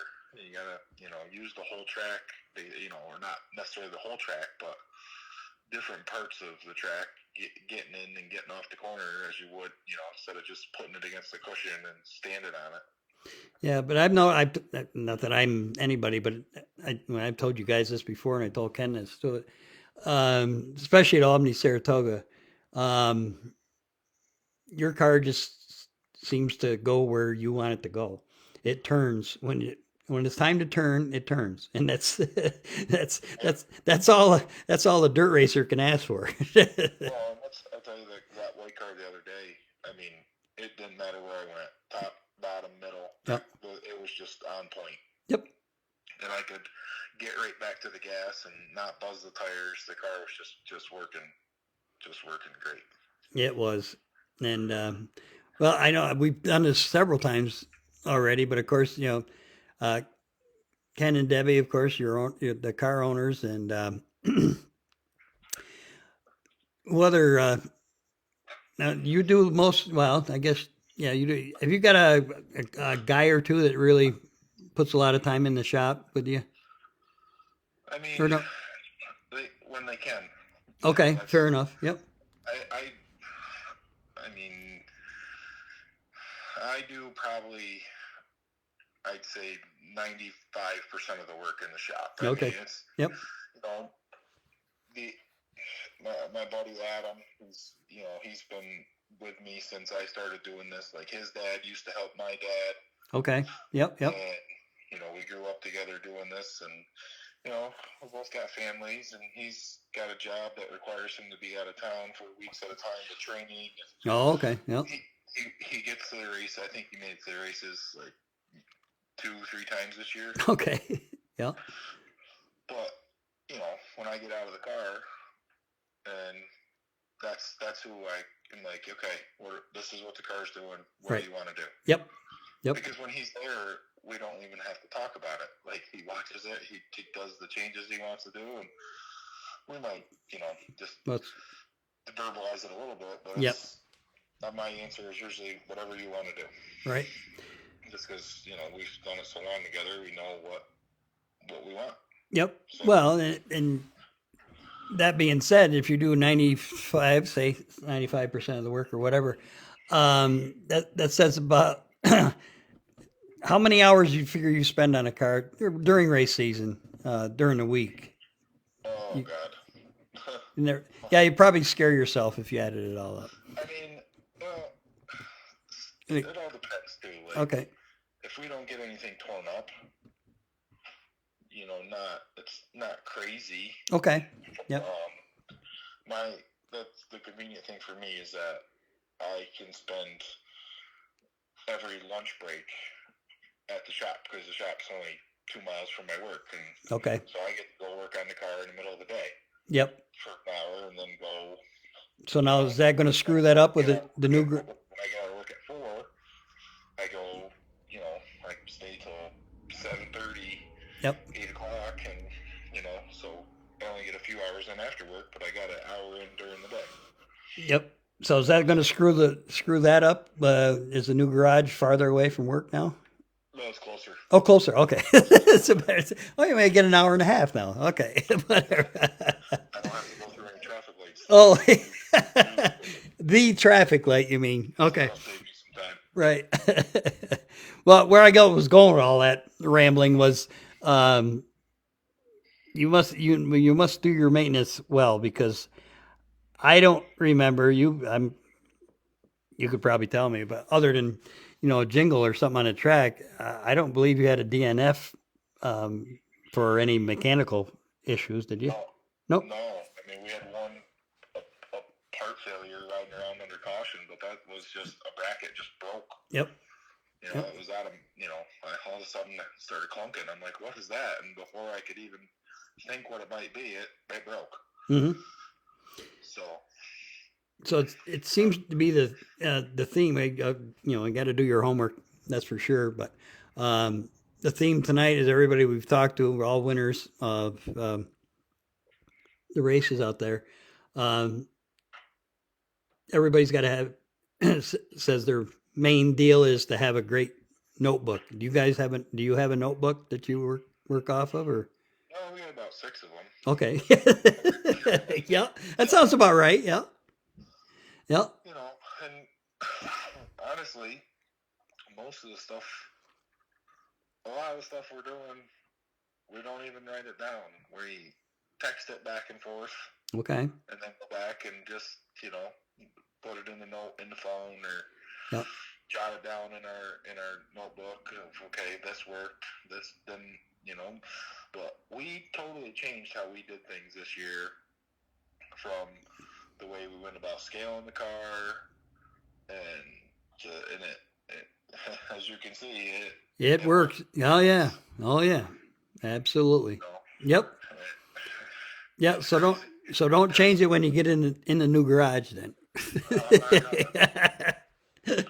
Some stuff that we used to do repetitively, week in, week out, Mhm. we got away from a little bit of it to save us, in the long run, it saved us time. But Yep.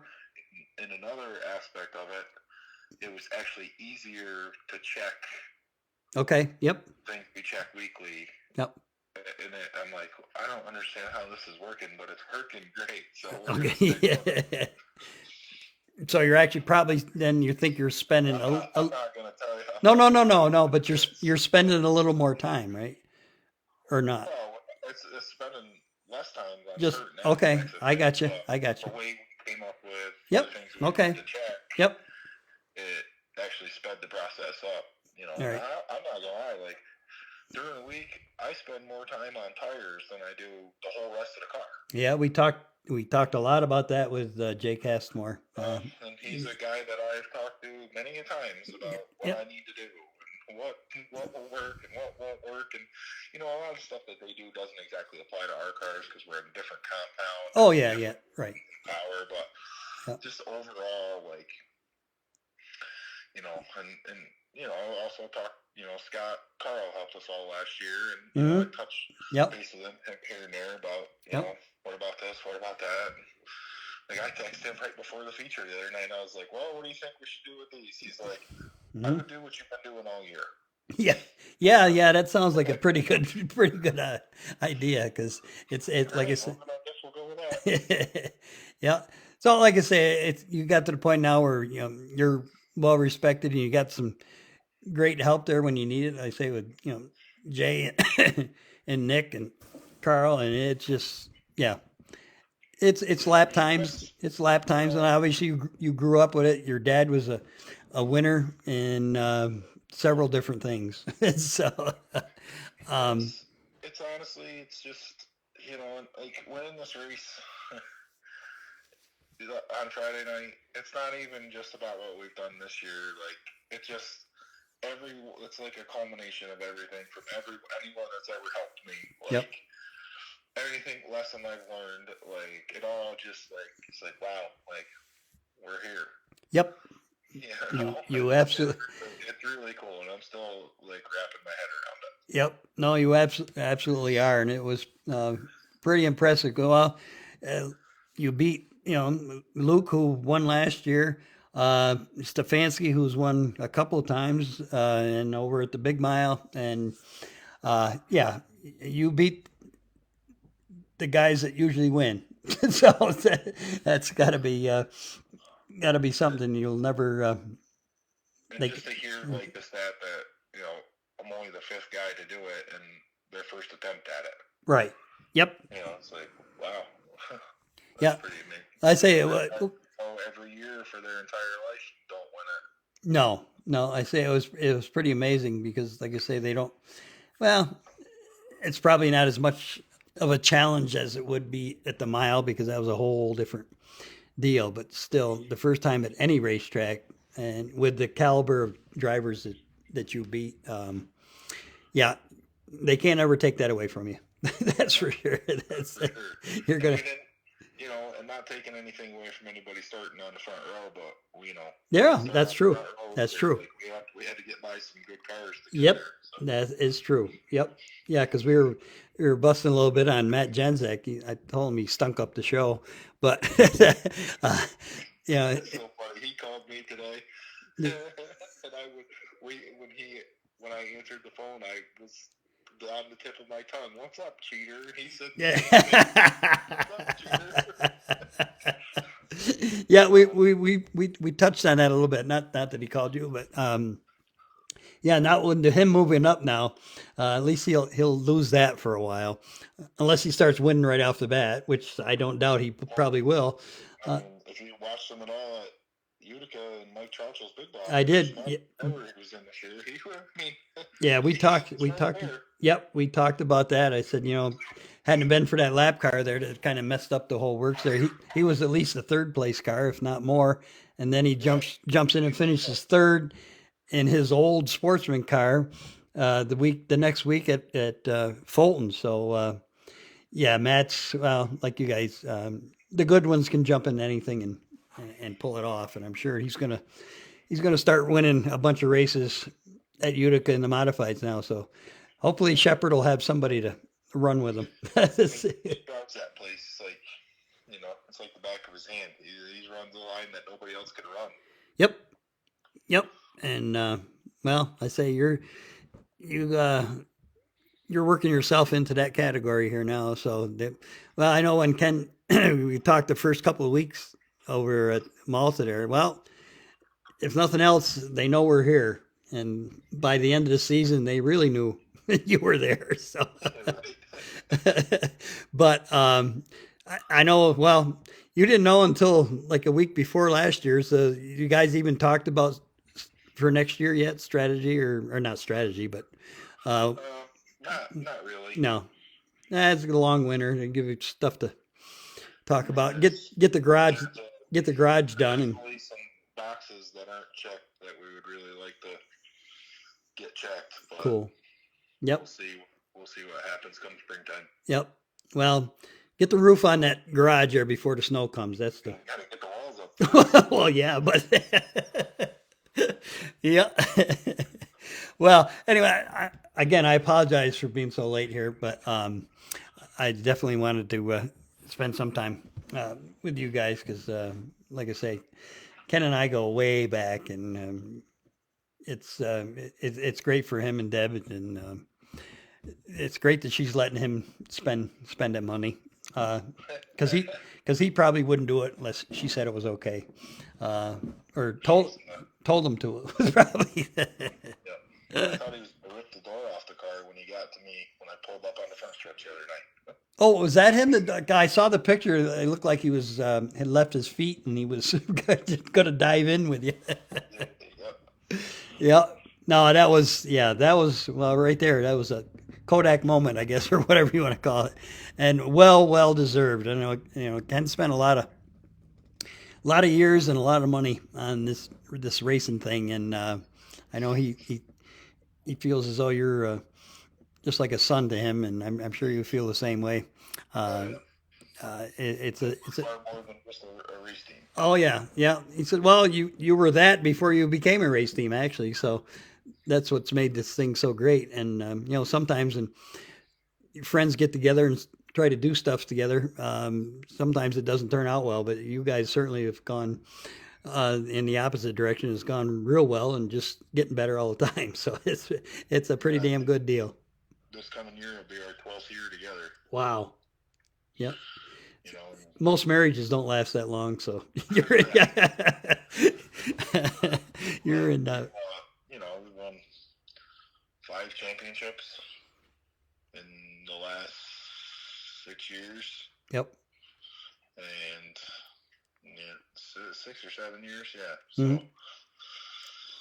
Well, no, it's all good. And before I let you go, is there anybody we haven't mentioned that you want to give a shout out to? I know you went through your whole spiel up there, and I know there's quite a few interviews on the internet.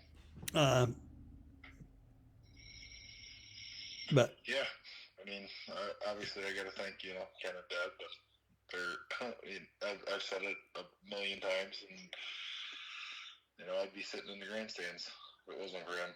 It wasn't for them. So, and my whole family and, my girlfriend and the kids and everybody that supports us sponsor-wise. We got great people behind us with that as well. With Phil DeFiglio and Michael's Automotive and yeah. Oh, that's right too. I didn't. I'm glad you're doing this. Now, it reminded me. What's the story with the stalker deal? You guys got really friendly and treated really really well there with that whole crew. How'd you get hooked up with them when you went down to the valley or just at Malta? I know he raced. That's from Malta. Malta. Okay. Yeah. Park next to each other all year. And, Yep. They don't let Ken do anything. Okay. So George is like, "Oh, Ken, I'll do it." Yep. I'll do it. Yeah. No, they've just jumped right into helping us out. We started pitting next to it. Like they actually, I don't know, had to move or they were pitted or whatever, and Oh, okay. lost the one night, and and it's been every night. Yeah, it was kind of like how you and Ken got together, pitting next to each other for over the years and stuff. But no, I didn't realize. Um, I missed that. His brother George does, does a lot of the mechanical work on the cars, Okay. Yep. and he was when we got to the racetrack Friday morning, he was like, "Dude, where have you been?" I'm like, "Well, we slept in." Yeah. Right. He's like, "I've been waiting for you to get here. You said you wanted to do this." And Yeah. this. He went through soup to nuts on that thing. We got it up on jack stands, and we'd been having a starting issue. Like it acted like the battery was dead all the time. Okay. I'm like, it's gotta be the starter. We went down, got a starter. He put it in. I changed the fluid, just put fresh fluid in the transmission, and he went through while I was working on getting tires ready. He went through and greased and nut and bolted and put new spark plugs in it. Like just went top to bottom on that thing. Mm-hmm. For me to race against his brother. Yeah, and I don't. He just loves doing it, and we get along really well. Wow. Yeah, and they're going to be a force because I thought that Oh yeah. without the incident on the autism race, he was gonna check out. I think he was. He would have won that one. Yep. And really, You're going to see him in the street stock anymore. They got the pro stock, and I believe they just ordered another one. So, okay. Yeah, I'm not saying. yeah, Chris is going to win a lot of pro stock races. There's no doubt about that. Yep. And they seem to be a great race family, and yeah, it was kind of neat to see them.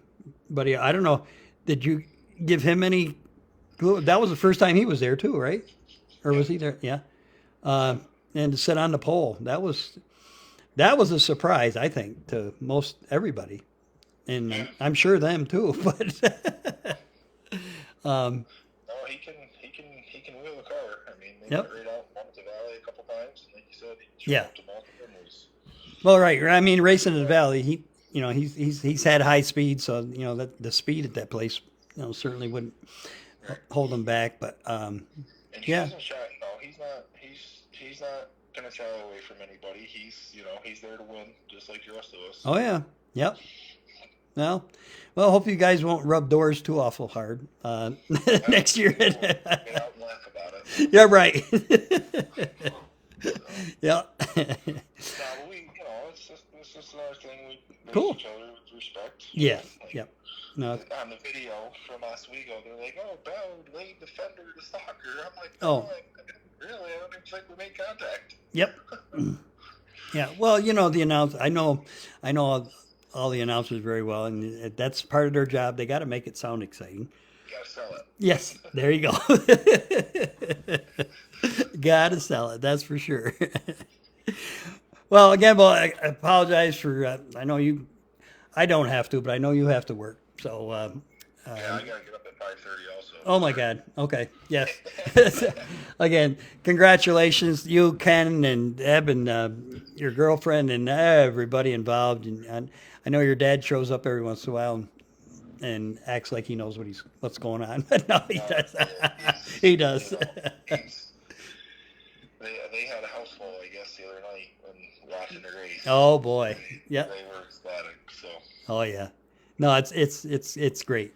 All these second generation drivers, third generation drivers. That's what makes the sport what it is. It certainly helps. Alrighty. Oh, Ken's still awake. He said thanks. Okay, that's good. Alrighty. He stays up pretty late. So. Yeah, well, it's like old guys don't need too much sleep anymore, as far as that part goes. So, we rather nap during the day, I guess. I don't know whether. Yeah, catch a couple siestas in the afternoon. Yeah. Before you miss at night, Right. Okay. Again, congratulations and thanks so much for waiting up, and I appreciate it. So, Thanks for the call. I always enjoy talking to you. okay. Well, you're done now, or are you gonna? Yep. Yeah. Started stripping the black car down today. Yeah. Well, I don't know the way you're going. The confetti off the white car yet. Okay. Well, I thought maybe just possibly that the way things were going so well, but it's like going gambling, and when you hit it, you want to pack up and leave because if you don't, a lot of guys are going to go down to. I don't know. I think Stalker's going. Is he going down to Charlotte? Yeah. Yep. Yep. Yep. I'd Yeah. love to go, but like logistically, it's really hard. Oh yeah, yeah. We have young kids, and the first night of it's on Halloween. Oh yeah. Okay. Yep. Just Yep. the idea. I don't know. I wish they'd change it a little bit. I know they have a ton of race cars there, but there's time limits on all the features. I think last year the guys got like 13 laps. That's right. That's right. You're correct. I remember that. Yes. I don't want to drive 13 hours. No. Right. Yeah, right. I know they run 2 nights of features and everything, but Right. if you have a bad starting 8th or 9th, like Yeah, because that is a tough. That's time pretty fast. Yeah, it is. It's a tough place to pass because it's so fast. But yeah, it's like one of the bucket list things. But I said you got time. There's no doubt about that. Eventually, You got time. you will get down there, but Yep. it's not going to be this year. No. All right. Well, have a great winter. Like I say, get that garage buttoned up before Mother Nature decides. I don't know. It feels like winter out here tonight, but Yeah, forecasting snow for us tonight, so. Arlie, we had some up in the mountains. I don't think we had any here, but it's supposed to be 60 by the weekend, so maybe Yeah, we can get the walls up, or you got to pour the floor first. Anyway. we got a lot of work to do. Yeah. So. All right, Bo. Thanks so much. All right, man. Have a good night. Yeah. Good night now. Bye. Bye. All right, we did it. Oh my God, a new world's record here, but whatever. I'm not sure, folks, but I think this is going to be it. We'll see. Have a great off season, a great winter. For those of us that are heading down to Charlotte in a couple weeks, maybe I'll see some of you down there. Have a great time. Our Eastern States the following week, week from next, and Outlaws running this week. Brockville. So there's still some racing around here if you want to get up. Bobby Varon has had a good year at Outlaw, and I'm sure he'll be there this weekend on Saturday. So if you want to head out to Outlaw, it's a little bit of a run. But if you haven't seen Bobby run all season, that might be the place to go this weekend. It's been great. It's been a good season. Mother Nature didn't cooperate a few nights, but it wasn't as bad as the year before. As we said, Fonda's putting down new dirt within the next week or so. So that's all good. And Lyle's got his already done. Lebanon Valley's got theirs all reworked and had some hot laps on it even. So it looks like next season is going to be up and running before we know it. Thank you all for hanging around all night. And for those of you that went to bed early, you can come back on and catch the last portion at your leisure. We'll be up for at least, I think they leave it up for at least a month or so anyway. Have a great winter, folks. We'll see you in the spring. Keep it between the boards all winter long. Good night now.